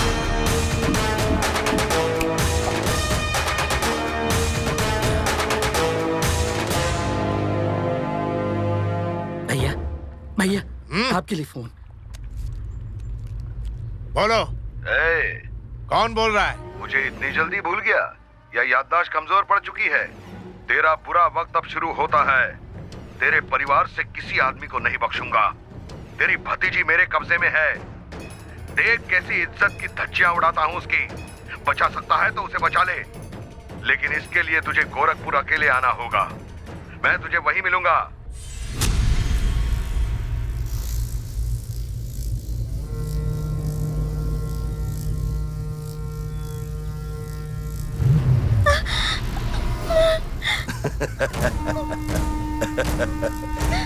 तेरी आंख खुलने से पहले ही तुझे मार देता।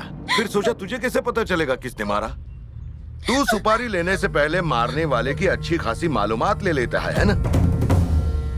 और मैं मारने से पहले मरने वाले को अपनी पूरी मालूमात देता हूँ, फिर मारता हूँ, समझे? अपना स्टाइल। तूने उसको 2 बार मरने से बचा लिया, अब बचा के दिखा। तू आजमगढ़ के टाइगर का बेटा है, कहीं तू चूहा तो नहीं है ना?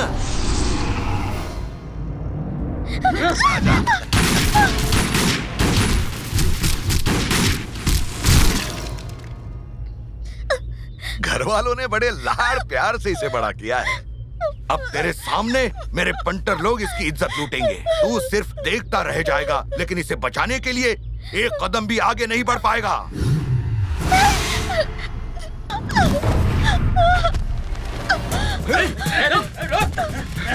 अरे रुक! ये पकड़ से पकड़! पकड़ से पकड़!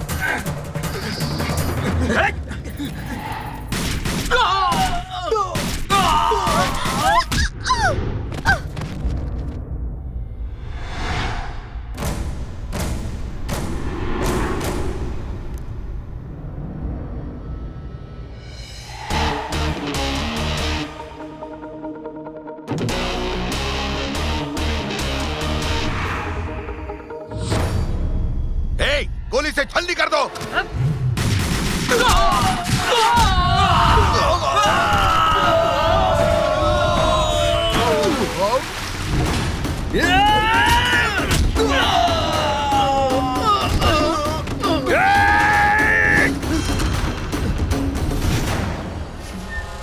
डर मत, ये पिस्तौल खाली है।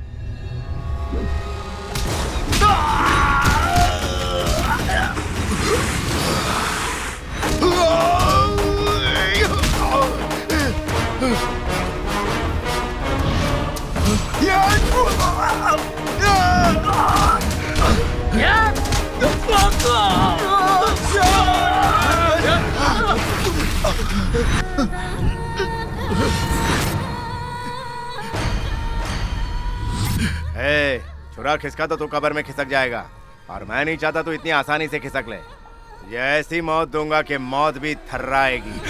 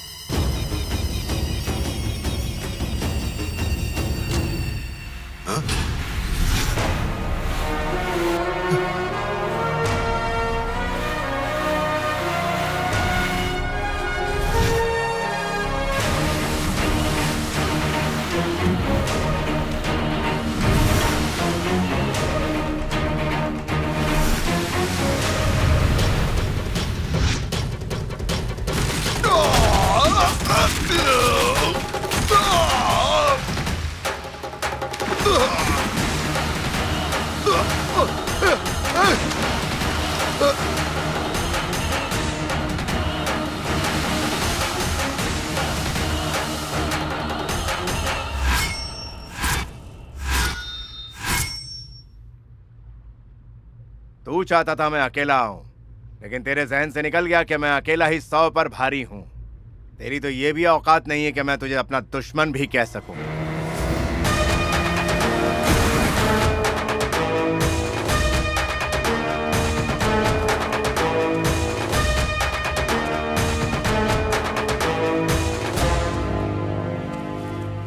ये बताओ पूजा कहाँ है?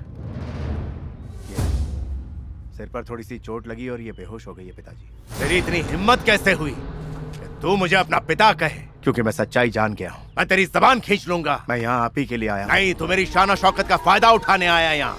तू चाहे संत बन जा, लेकिन तुझे मेरा नाम नहीं मिलेगा। मुझे संत नहीं बनना, आपका बेटा बनके परिवार का ख्याल रखना। परिवार का ख्याल रखने के लिए अभी मैं जिंदा हूं।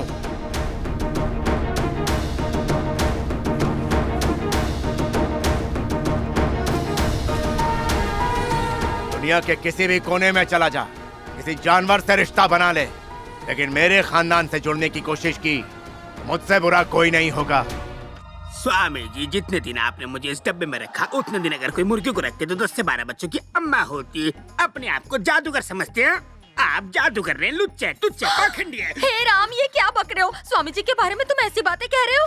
स्वामी जी, लगता है इन्हें 1 महीने डब्बे में रखना पड़ेगा, तभी ठीक होंगे। मैं 1 महीना घूम लूंगी। 1 महीने क्या घूमने जाओगी? मेरे साथ आ जा, तुझे फ्री में वर्ल्ड टूर करवा देता हूँ। पापा के दिमाग में शॉर्ट सर्किट हो गया है। जिसे आप एलियन समझते हैं, वो पूजा के अंकल का खोया हुआ बेटा है। पूजा के अंकल का बेटा? लेकिन कभी किसी ने बताया नहीं। फेसबुक पे अपडेट तो किया था। अरे पागल, तो ये बात पहले क्यों नहीं बताई? मैं तो स्पेस रिसर्च सेंटर को फोन करने वाला था। उन्हें शायद मुझ पर तरस आ जाता और वो मुझे अपने साथ ले जाते। आपके धरती लोक से अच्छा है कि मैं एलियन लोक में सेटल हो जाऊं। आज्ञा दीजिए। भगवान ने पहले तो अच्छे लोगों को दुनिया के कोने कोने में बनाया, फिर दुनिया को गोल बनाया, पर मेरे नसीब में ही फटीचर भेज दिया।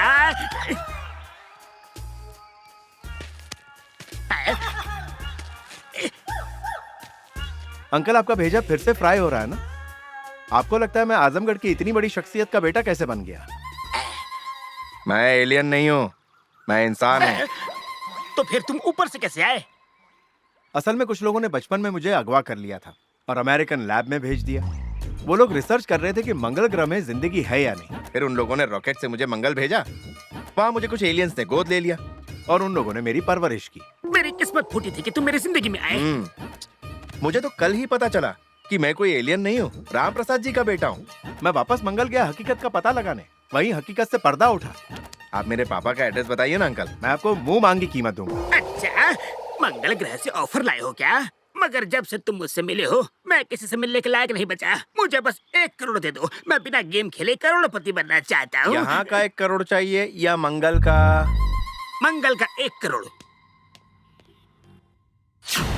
वो रूलिंग पार्टी के मिनिस्टर्स के बच्चे हैं। आप सब लोग सॉफ्टवेयर इंजीनियर्स हैं, क्यों? तुम लोग अगर कोर्ट गए तो चारों में से किसी एक का ऊपर जाना तय है। बाकी 3 मजबूरी में आके रोध होके हमारे साथ रजिस्टर कर लेंगे। क्यों? तुम सबको सॉफ्टवेयर कंपनियां मोटी सैलरी देती हैं। उन पैसों को अपने बच्चों के लिए बैंक में एफडी में जमा करते हो। अगर तुम ही नहीं रहोगे तो तुम्हारे उन बच्चों का ख्याल कौन रखेगा? चुपचाप इनको जमीन के कागज दो और चलते बनो।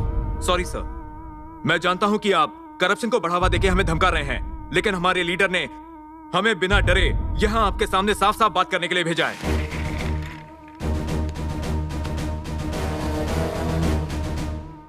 कितनी पढ़ाई की है? क्या तुम तलवार, चाकू, छुरे, गन चलाना जानते हो? ये लोग इन सारे कामों में एकदम उस्ताद हैं। बोलो ना रे।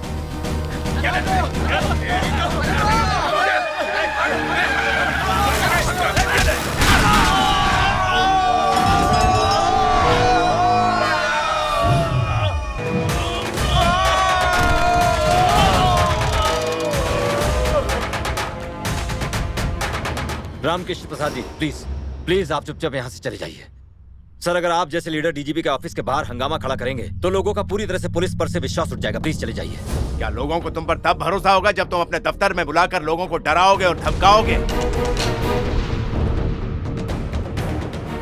तुम एक जिम्मेदार ओहदे पर बैठे हो, कभी गलत काम करके इसकी शान को कम मत करना। इनसे कहो इन बच्चों से माफी मांग के इनकी जमीन छोड़ के दफा हो जाए। हम इन 2 कौड़ी के लोगों से माफी मांगे जो सैलरी पे जीते हैं। सरकार हम चलाते हैं, लॉ एंड ऑर्डर तुम्हारे हाथ में है। फिर इस बुढ़े के आगे झुकने की क्या? तुम्हें बीच में नाक घुसाने की क्या जरूरत थी? सर प्लीज आप इसे छोड़ दीजिए। अगर इन्हें कुछ भी हुआ तो मुझे मजबूरन आपके खिलाफ एक्शन लेना होगा। तो इंतजार किसका है? लो एक्शन। मुझे मारने का इससे बेहतर अवसर नहीं मिलेगा, ना तुम्हें ना तुम्हारे राजनेताओं को।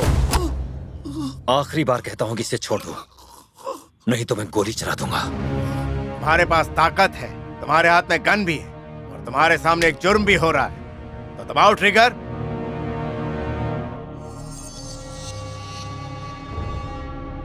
सर मिनिस्टर साहब का फोन है।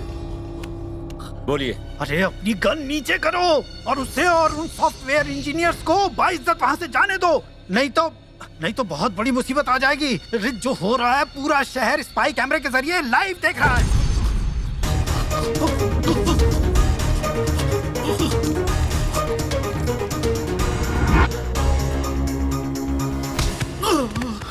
तूने कहा था सरकार तेरी है और तू जो चाहे कर सकता है।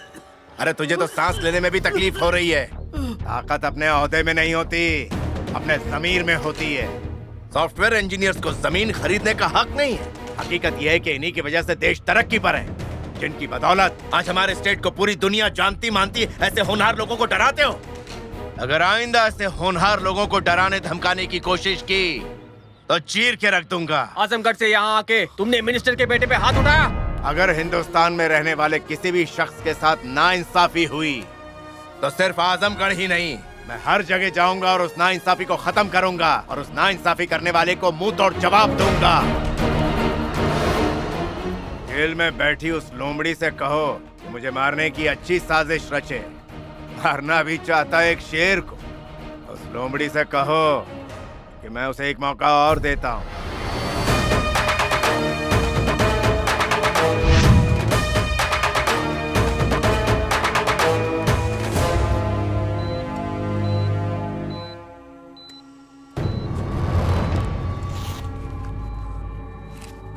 इन्हें जल्दी से हॉस्पिटल ले जाइए। इनकी पल्स रेट तेजी से गिर रही है। अगर इसी तरह चलता रहा तो ये कोमा में भी जा सकते हैं।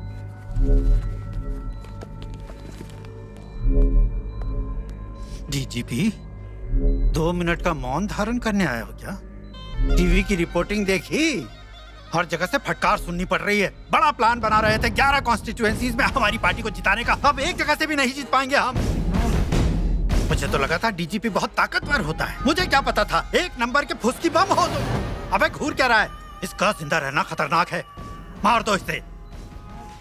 यहाँ के एसपी को स्टेटमेंट देने बोलो कि ये रामकृष्ण प्रसाद को मारने आया था और पुलिस ने इसे एक एनकाउंटर में उड़ा दिया। उसके बाद रामकृष्ण प्रसाद को कैसे मारना है उसका भी मैंने प्लान बनाया हुआ है।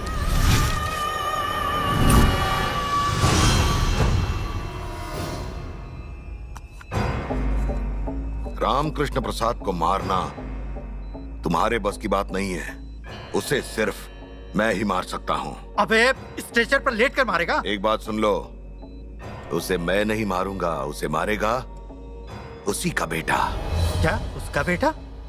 अबे चोट लगने से दिमाग फिर गया है क्या? एसपी को फोन करके ये पूछो कि क्या सालों पहले उसके थाने में एक बच्चे के खोने की कंप्लेंट दर्ज हुई थी या नहीं। उसका बेटा अपने परिवार की तलाश में आजमगढ़ जरूर जाएगा। बस एक बार वो वहां की जमीन पर पैर रख ले, मैं बस इतना ही चाहता हूं। उसके बाद कुछ ऐसा करूंगा कि जो लोग उसे भगवान मानते हैं वही उसे हैवान मानकर उससे नफरत करेंगे।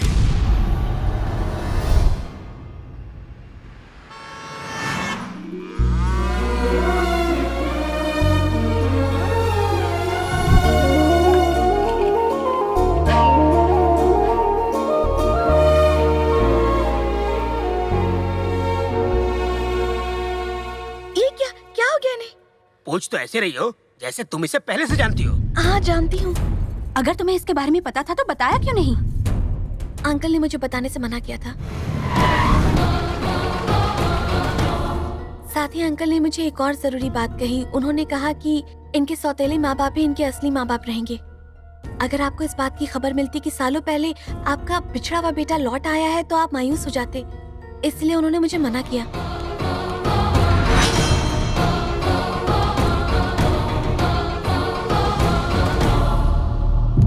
क्या हुआ? कदम क्यों रोक लिया? आ जाओ बेटा। जिंदगी में मेरी सिर्फ 2 ख्वाहिशें हैं। मैं इस घर में अपने बेटे और पोते के साथ रहना चाहती थी। मेरा पोता तो लौट आया है। अब तुम इस घर में कदम रखकर मेरी दूसरी ख्वाहिश भी पूरी कर दो। सिर झुकाए खड़े रहोगे तो कुछ हासिल नहीं होगा। मैं इसके सामने गिड़गिड़ाया, हाथ पैर जोड़े, फिर भी नहीं माना। सिर पे जोर से लकड़ी मार के बेहोश कर दिया, फिर यहाँ पे लेके आया। कितना मुश्किल काम था। अरे इस चक्कर में मेरी 20 लाख की रोलेक्स की घड़ी गुम हो गई। गई तो गई, लेकिन मैं इसे सीधा यहाँ पर लेके आया। आप हमारे घर के वारिस को यहाँ ले आए। वो घड़ी तो मामूली चीज है, मैं आपको मुंह मांगी कीमत दे दूंगा। घड़ी के साथ साथ मेरे गले से सोने की चेन भी कहीं खो गई। आते वक्त रास्ते में ही गिरी होगी।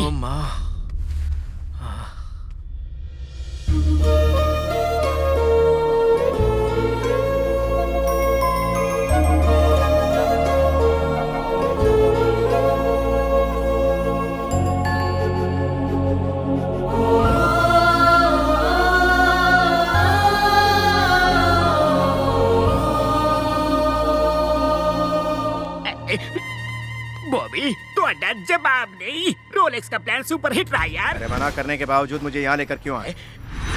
प्लान बदलने से पहले बता तो दिया होता। मैंने तुमसे पूछा तो मुझे यहाँ क्यों लेकर आए हो? प्लान तो तुम्हारा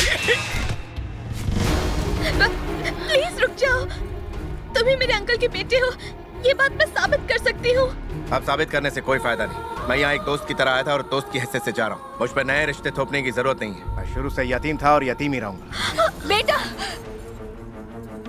माना कि तुमने हमें सालों से नहीं देखा, पर सच तो यह है कि हम ही तुम्हारे माँ बाप हैं। तुम पर हमारा इतना हक तो बनता है ना बेटा। देखिए आंटी, मैं आपके दर्द को समझता हूँ, लेकिन मैं आपका खोया हुआ बेटा नहीं। सुनिए सुनिए जी, आप इसे समझाइए ना। उसने जो कहा बिल्कुल ठीक कहा।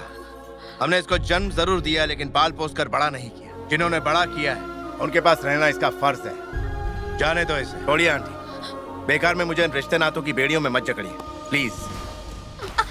सुनो, उसे रोक लीजिए। कुछ दिन तो उसे माँ के आंचल में रहने दीजिए।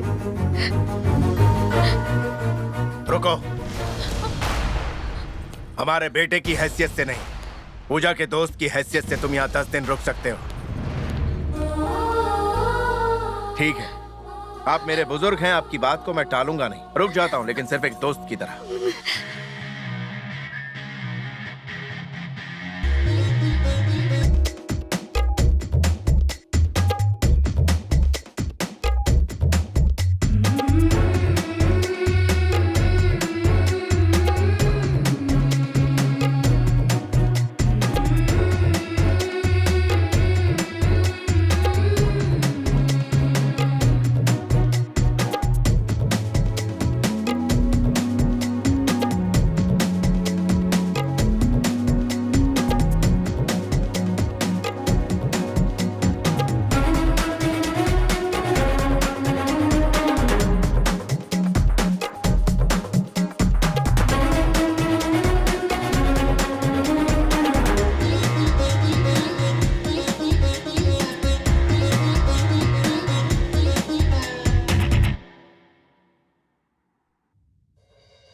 ठहरो। हमारे खानदान की फोटो तोड़कर तुमने गलत किया है। तुम इस खानदान को अपनाना नहीं चाहते, कोई बात नहीं, लेकिन ध्यान रखना, इस घर के मालिक की बेइज्जती करोगे ये मैं कतई सहन नहीं करूंगी। आपका बेटा पीछे वाले घर में क्यों रहता है?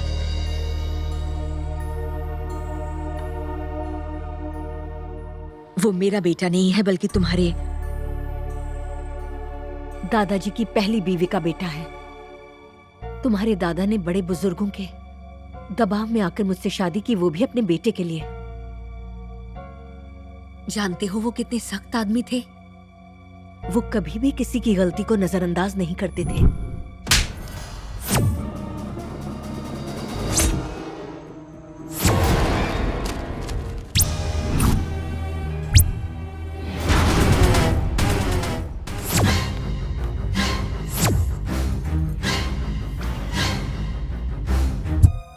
मेरे पति तो गुजर गए, लेकिन उनकी दी हुई सजा को वो आज भी भुगत रहा है।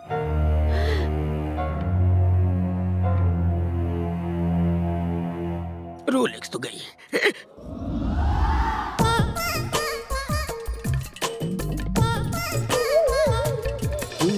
देखो, आप बहाने बनाना बंद करो। मुझे पैसों की सख्त जरूरत है। आप मुझे देंगे कि नहीं? क्या नहीं है तो फिर मेरे वादे का क्या होगा? मैंने किसी को 1 करोड़ देने का वादा किया है। बॉबी, वो मैं अपने पापा से आपके पैसे की ही डील कर रहा था। पापा से? कौन से पापा? किधर है? वो मेरे स्टेप पापा ऑनलाइन है ना। तुम्हारा मतलब मंगल ग्रह वाले? हाँ वही। अरे अगर वो ऑनलाइन है तो सिर्फ तुम्हें क्यों दिखते हैं, मुझे क्यों नहीं? अच्छा तो ये डाउट है। मंगल से आते ही मैंने सिटी आई हॉस्पिटल में अपनी आंखों का ऑपरेशन कराया था, जिसके बाद आंखों से अल्ट्रावायलेट रेज निकली और एलियंस दिखने लगे। अगर आप उन्हें देखना चाहते हो तो ऑपरेशन करा लो। आंखों में से अल्ट्रावायलेट रेज? कोई शक? इंडिया में इतना एडवांस आई ऑपरेशन होता है क्या? अच्छा, यानी मेरी बात पर आपको यकीन नहीं है। अब मैं आपसे और इल्तिजा नहीं करूंगा। मुझे इनके लिए 1 करोड़ रुपए नहीं चाहिए। जाइए आप यहाँ से। बॉबी बॉबी बॉबी, मैंने तुम्हें मंगल ग्रह से पार्किंग करते हुए देखा था। वो तुम्हारे पापा नंबर 2 है, उन्हें रोको। कहीं पैसे दिए बिना चले गए तो? ये ऐसे नहीं जाने वाले। ये दोनों अनशन पर बैठे हुए हैं। ये अनशन पे क्यों बैठे हैं? जबकि बिल तो तुम्हें पास करवाना है। यही कानून है। वो क्यों? भाई 1 करोड़ का इंतजाम 5 मिनट में करना था, समझे कि नहीं? मगर इन्हें 10 करोड़ का छुट्टा नहीं मिला और 5 सेकंड लेट हो गए। अब बोल रहे हैं कि यहाँ की घड़ी स्लो है, ऊपर से कह रहे हैं कि तुम्हारा घर बहुत छोटा है। कहाँ से खुश हो? इसलिए सुरंग खोद के आए। देखो पैसे ले लो, नहीं तो अनशन जारी रहेगा। अब बात मेरे भेजे में घुस गई है। तुम एक काम करो, इनके चारों तरफ एक लक्ष्मण रेखा खींच दो, बाकी सब मैं संभाल लूंगा।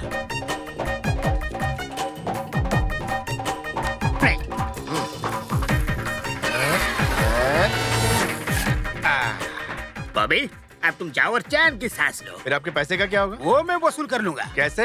मैं इन्हें जूस पिला के इनका अनशन तुड़वा दूंगा। Thank you.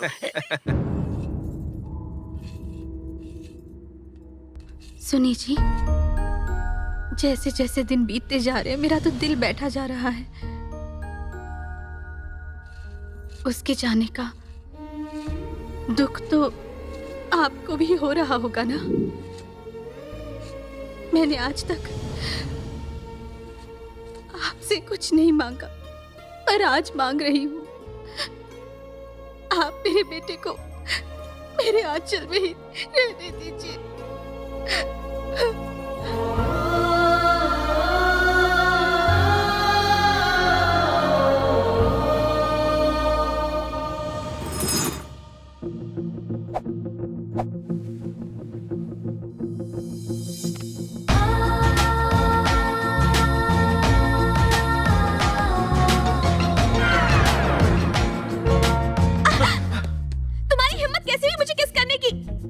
अगर किस करने का इतना शौक है तो शादी क्यों नहीं कर लेते मुझसे?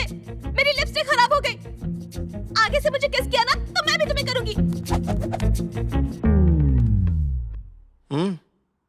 मैंने ऐसी हरकत नहीं की। आपने तो कुछ नहीं किया, इसीलिए तो उन्होंने किया।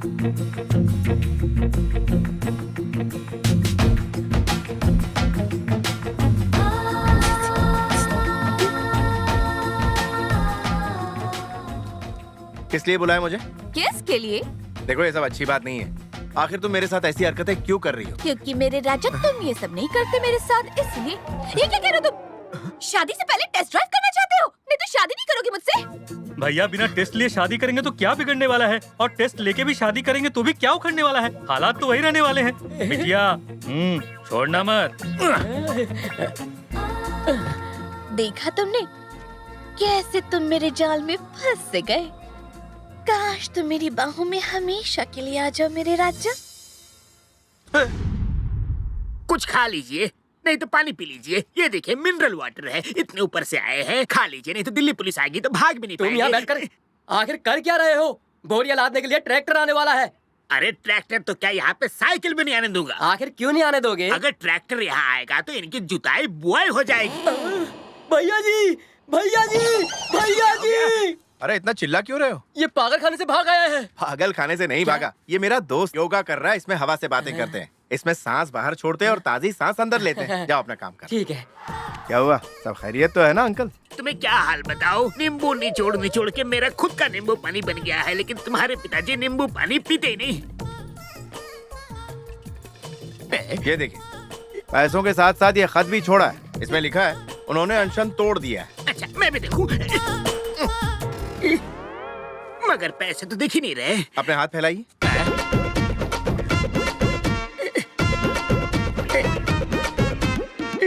एक्चुअली वो 50-50 लाख के 3 बंडल छोड़ गए, जिसमें से 50 लाख आपकी बख्शिश है। आपने उन्हें नींबू पानी पिलाया ना, अब नाराज नहीं होना। लेकिन ये बताओ, मुझे पैसे दिख क्यों नहीं रहे? जब आपको पैसे देने वाले ही नहीं दिखाई दे रहे तो पैसे कहाँ से दिखाई देंगे? अरे ये सब छोड़ो, मुझे बस पैसे देखने हैं। मुझे भी उस हॉस्पिटल का एड्रेस दे दो जहाँ तुमने अपनी आंखों का ऑपरेशन करवाया था। ये सारे पैसे मेरे हैं। एक फलसफा सुनो, बिना मेहनत के पैसे कमाना भूल जाओ, अपनी मेहनत से पैसे कमाओ। आगे से शॉर्टकट नहीं मारोगे ना, जाओ निकल लो। I love you.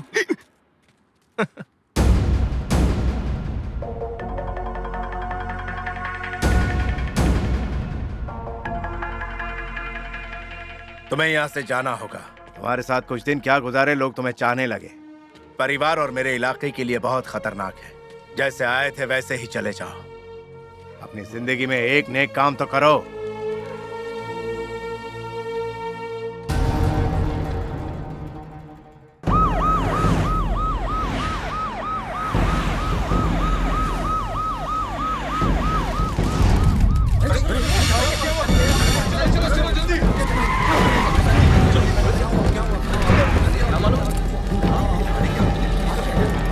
खबरदार, एक कदम भी आगे बढ़ाया तो मुझसे बुरा कोई नहीं होगा। हम एक मर्डर की जांच करने आए हैं। तुम मर्डर की इन्वेस्टिगेशन के लिए इस मंदिर में आए हो? निकल जाओ यहाँ से। ये देखिए, हमारे पास सबूत हैं और कोर्ट ने जरूरत पड़ने पर उसे गिरफ्तार करने का हुक्म भी दिया है। ये लोग ऐसे नहीं मानेंगे, इन लोगों को सबक सिखाना ही पड़ेगा। चलो रुक जाओ। अगर इनके पास अदालत का हुक्म है तो इन्हें अपना फर्ज निभाने दो।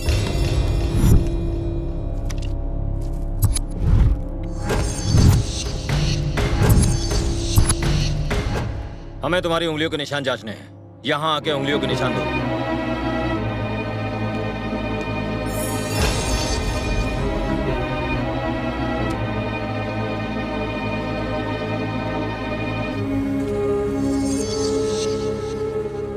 सर, खूनी के फिंगरप्रिंट्स और इसके फिंगरप्रिंट्स दोनों मैच हो रहे हैं। यही है हत्यारा।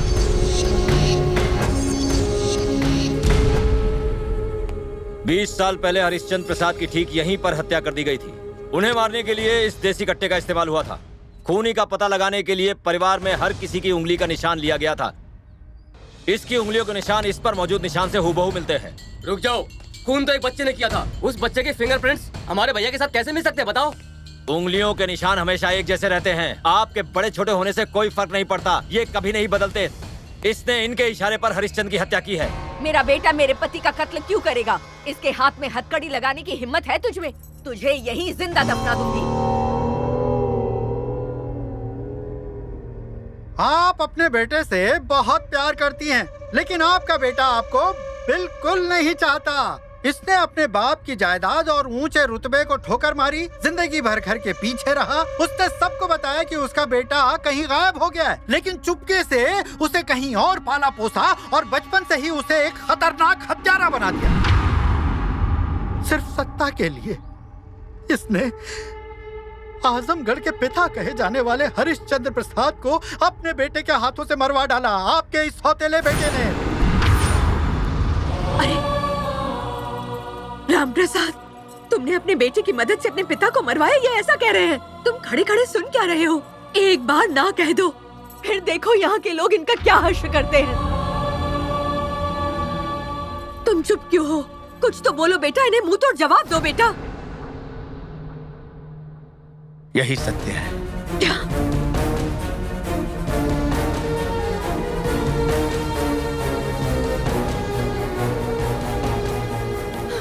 वहीं रुक जाओ, हाथ मत लगाना मुझे। तुमने तो उनका पिंडदान किया था, अब कह रहे हो तुम्ही ने उनका कत्ल करवाया। आज तो बेटा तुमने अपने खानदान का नाम मिट्टी में मिला दिया। आज तक मैंने यही सुना था कि पिता अपने बेटे को एक अच्छा इंसान बनाते हैं, पर आप तो पहले ऐसे बाप होंगे जिसने अपने बेटे को एक हत्यारा बनाया है। हम कभी सपने में भी नहीं सोच सकते थे अंकल कि आपके महान होने के पीछे इतना भयानक आदमी छिपा हुआ है जिसने सत्ता पाने के लिए अपने पिता को मार दिया। आपके इस घिनौने काम को देखकर हमारा तो भगवान पर से विश्वास ही उठ गया। इसे तो कुत्ते की मौत मारना चाहिए। काट दो इसे। कौन बोला? किसने ये जुर्रत की? बोला। डीजीपी, इससे पहले कि लोग इनका कत्ल कर दे, इन्हें मेरी नजरों से दूर कर दो।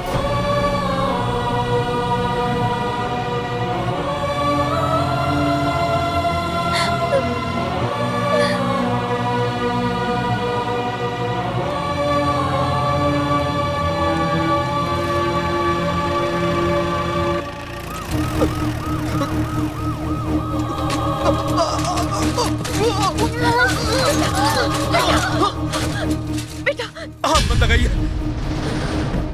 आपने जो भी किया वो देखने से पहले काश मैं मर जाता। क्या कहा तूने? तुझे देवता को भगवान कहने में शर्म आ रही है? आज आजमगढ़ ने अपना भगवान खो दिया है। क्या भैया आप अपने पिता के हत्यारे की तरफदारी कर रहे हो? सिर्फ तरफदारी नहीं कर रहा, बल्कि मैं उससे दिल से पूछता हूँ और पूछता रहूंगा। क्या कहा था मेरे भाई को? नरक में भी जगह नहीं मिलेगी। जब सरकार ने भी तुम्हारी परवाह करना छोड़ दिया था, तब मेरे पिता ने तुम्हें अपना बच्चा मान के तुम्हारी जिंदगी संवारने के लिए अपना खाना पीना उठना बैठना सब भूल गए थे। मेरा भाई एक पहाड़ की तरह उनके पीछे हमेशा उनकी रक्षा करता रहा। अब बोलो।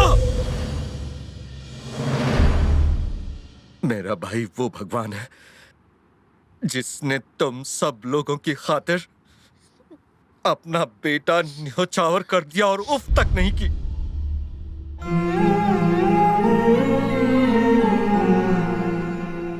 अरे पगली, भाई ने कभी किसी को धोखा नहीं दिया। वो तो हमेशा हमारे लिए जिंदा रहा और आगे भी रहेगा। उन्होंने कभी तुम्हारी खुशी में कोई कमी होने दी? तुम्हें कभी एहसास हुआ कि तुम अनाथ हो?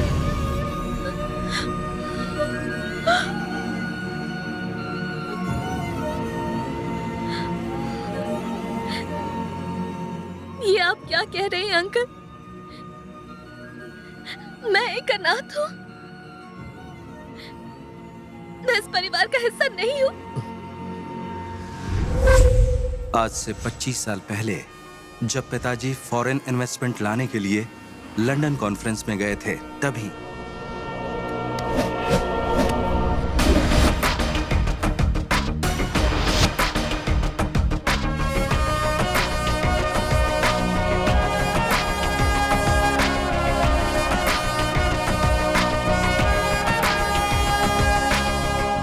This is what we can do for you. Please set up your steel plant in Australia. Thank you. शुक्रिया मिस्टर पीटरसन। ऑस्ट्रेलिया की प्रेजेंटेशन वाकई कमाल की थी। अब हमारे अगले प्रेजेंटर इंडिया के हरिश्चंद्र प्रसाद।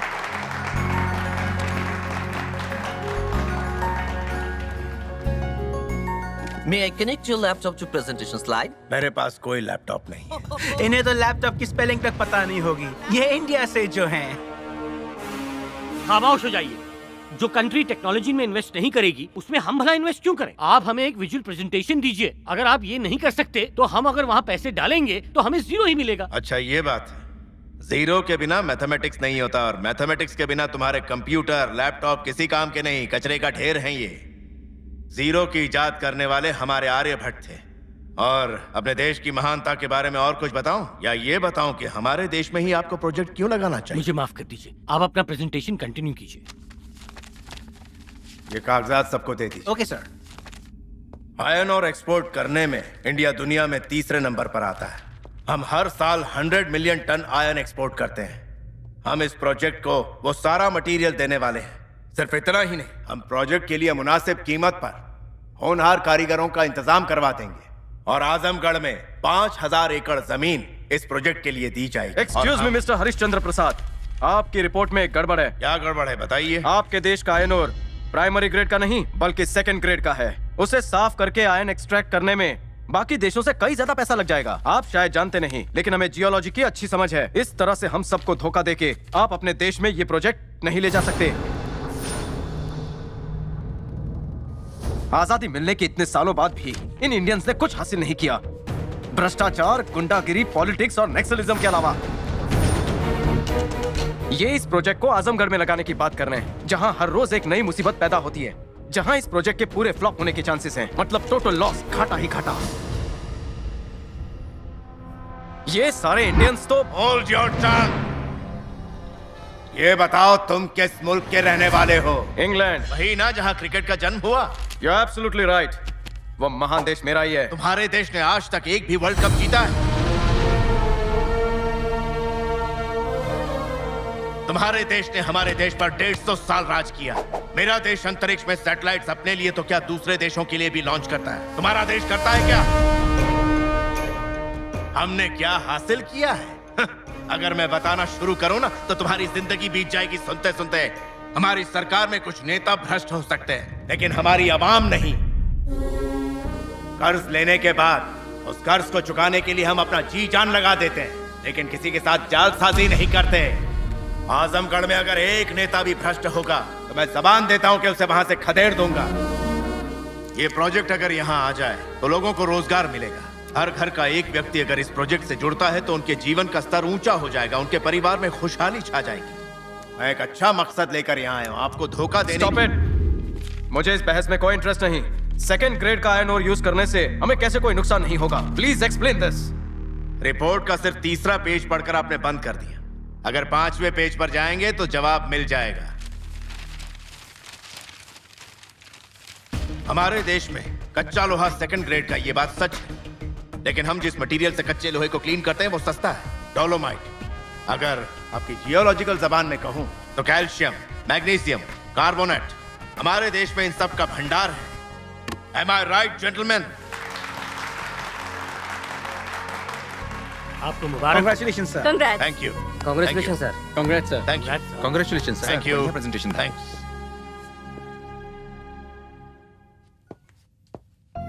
Expansion is life, contraction is death. खुद के लिए तो जानवर ही जिया करते हैं। वैष्णव जन तो तेने कहिए जे बीड़ पराई जाने रहे, ये बापू ने कहा है। Congratulations. Thank you. It was fantastic, sir. Thank you. आपने तो मेरी आंखें खोल दी। अब मैं भी इस प्रोजेक्ट में इन्वेस्ट करूंगा। इलेक्शंस जीतने के बाद मेरे पिता ने आजमगढ़ में स्टील फैक्ट्री शुरू करने के अपने सपने को साकार करने के लिए कई एनआरआईज को इंडिया बुलाया। उन्होंने उनके रहने का इंतजाम गवर्नमेंट गेस्ट हाउस में करवाया। तुम्हारे माता पिता भी उसी गेस्ट हाउस में थे।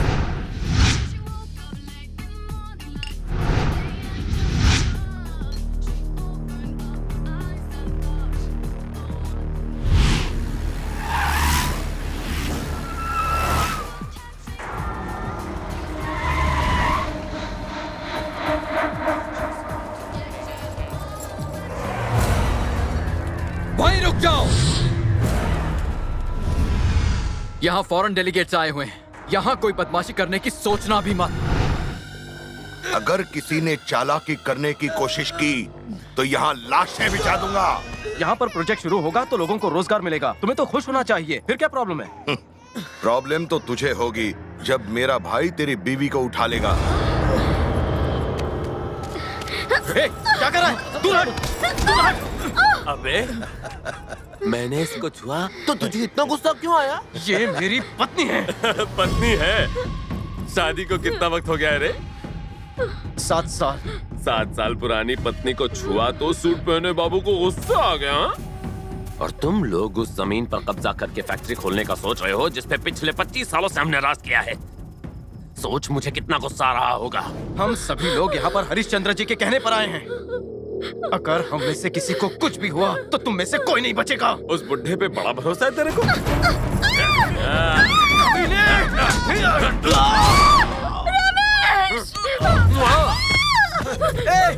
कोई रोको उसे!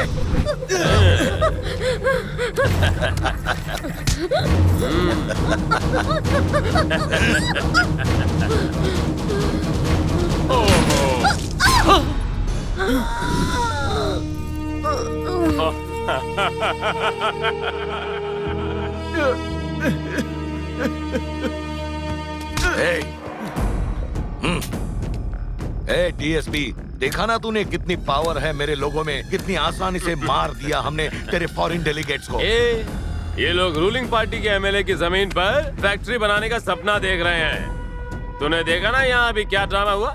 जा जाके ये उस बूढ़े को बता दे। और ये पकड़, इन पेपर्स पर उस बुड्ढे की साइन लेकर आना। इसमें लिखा है कि ये लोग यहाँ इन्वेस्ट नहीं करना चाहते। ये लैंड सरकारी नहीं है, ये प्राइवेट लैंड है। बिल्कुल देर मत करना। 30 मिनट बाद एक एक करके सबकी लाशें यहाँ गिरा दूंगा। जा, जल्दी जा।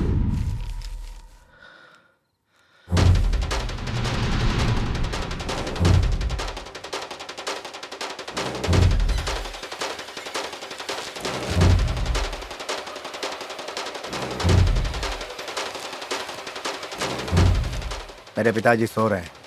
नींद में खलल नहीं पहुंचा सकते।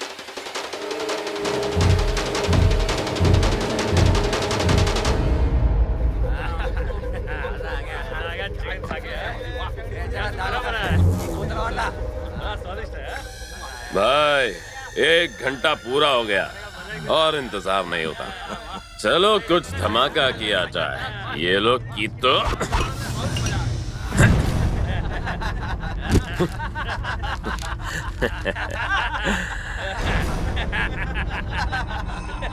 उस बुढ़े पर विश्वास करने से बेचारे लोगों की जानें चली गईं। इसमें हमारी कोई गलती नहीं है, किस्मत का खेल है। मेरे पिता को लगता था कि वो अपनी अकल से सब कुछ हासिल कर सकते हैं, लेकिन वो जानते थे कि तुझ जैसा मोटी अक्ल वाला गुंडा ये बात नहीं समझेगा। तूने सही कहा था, इस जमीन पर खून खराबा होके ही रहेगा। अपना खून बहाने के लिए तैयार हो जा। अगर तू यहाँ से जिंदा बच के गया तो तू जहां चाहेगा मैं खुशी खुशी दस्तखत कर दूंगा।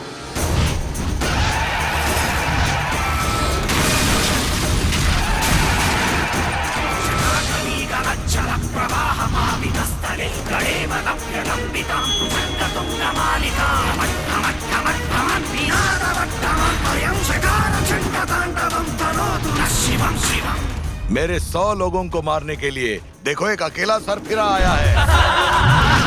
100 कुत्तों को मारने के लिए एक ही शेर काफी होता है। आगे आओ अगर हिम्मत है तो।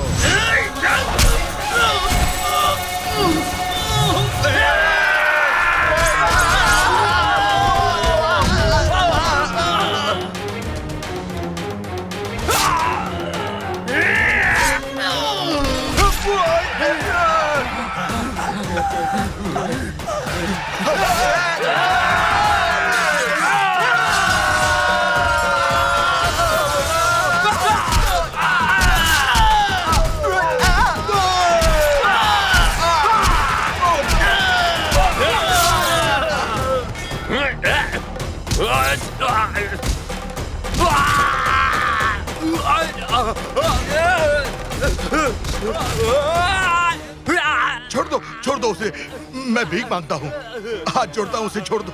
दुनिया में इसके सिवा मेरा कोई नहीं। माफ कर दो इसे, मेरे भाई को माफ कर दो प्लीज। आप बोलो तो यहाँ से दूर चले जाएंगे हम। सर उन्हें कहिए ना मेरे भाई को छोड़ दे।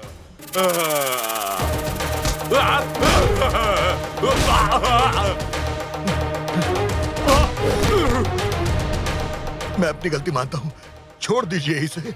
इसकी जान ले लीजिए, इसने इस मासूम औरत की जान ली है सर। शर्म और हया, नियत और नेकी, रहम और फर्ज, जिसके अंदर ये खूबियां नहीं होती उसे मैं तो क्या ये जमीन भी पनाह नहीं देती। तेरे खून से इस जमीन को धोने की कसम खाई है मैंने।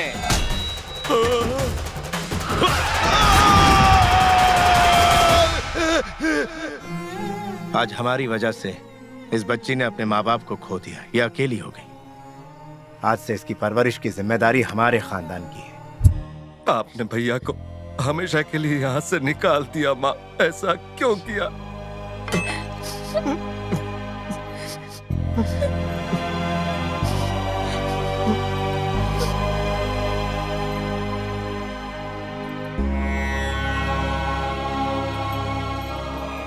मुझसे गलती हो गई, मैं उसे घर लाऊंगी।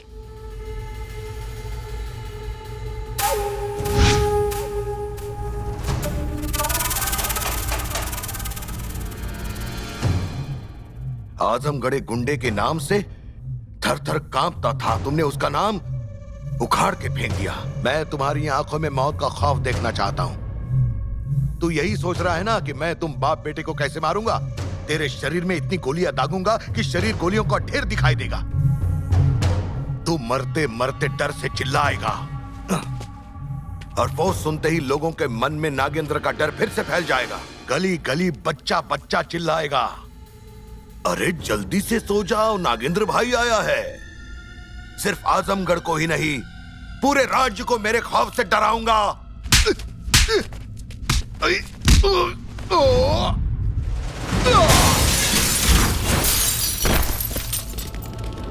रुक जाओ। क्या बात है, तेरे चारों तरफ मौत खड़ी है और फिर भी तूने मुझ पर हाथ उठाने की हिम्मत की।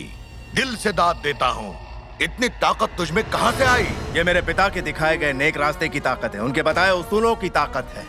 अरे कौन से उसूल? जिंदगी जीने का एक मकसद होता है, अगर वो मकसद लोगों की भलाई के लिए हुआ तो बुराई चाहे कितनी भी बड़ी हो अच्छाई के आगे घुटने टेक देती है। तेरे बाप के उसूल उसकी जान नहीं बचा पाए, तुझे कैसे बचाएंगे? उस बोर्ड पर सिर्फ एक नजर डाल। बोर्ड?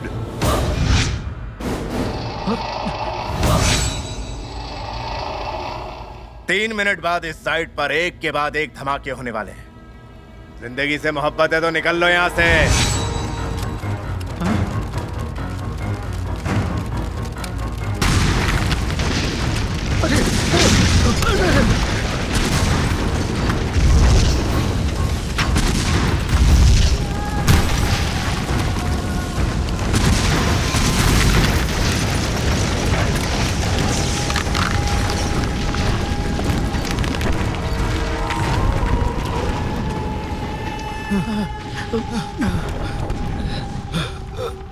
अरे भैया, जान बची तो लाखों पाए। लगता है वो बाप बेटे तो अपने आप ही मर खप गए होंगे।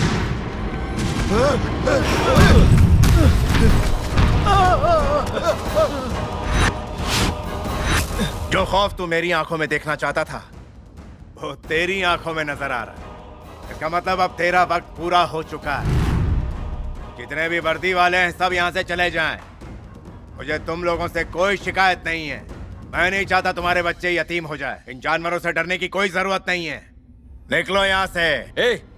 यहाँ से कोई भी हटा तो उसे सस्पेंड कर दूंगा। जिंदा रहेंगे तो ही तो सस्पेंड करोगे। चलो यहाँ से। चलो। अरे तुम सब कहाँ जा रहे हो? अरे सुनो, क्या रे तुम पुलिस वाले? इसीलिए हम पॉलिटिशियंस पुलिस से ज्यादा गुंडों पर भरोसा करना ज्यादा फायदेमंद समझते हैं। काट डालो इसको।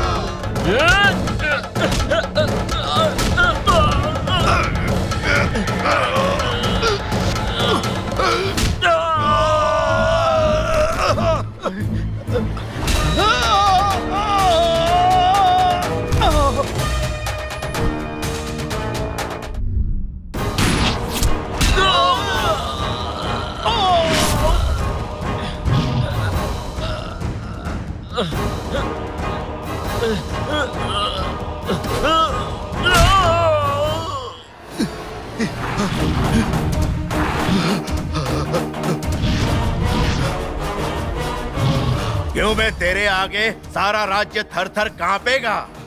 तू मेरी आंखों में खौफ देखना चाहता था, मेरे शरीर को गोलियों से छलनी करना चाहता था।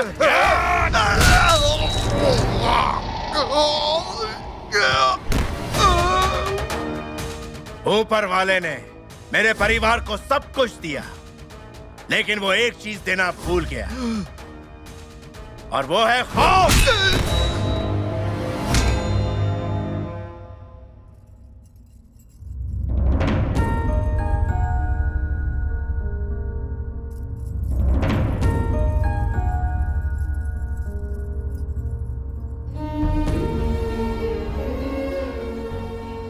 भले ही ये गलती उसने अनजाने में की, लेकिन जुर्म जुर्म होता है।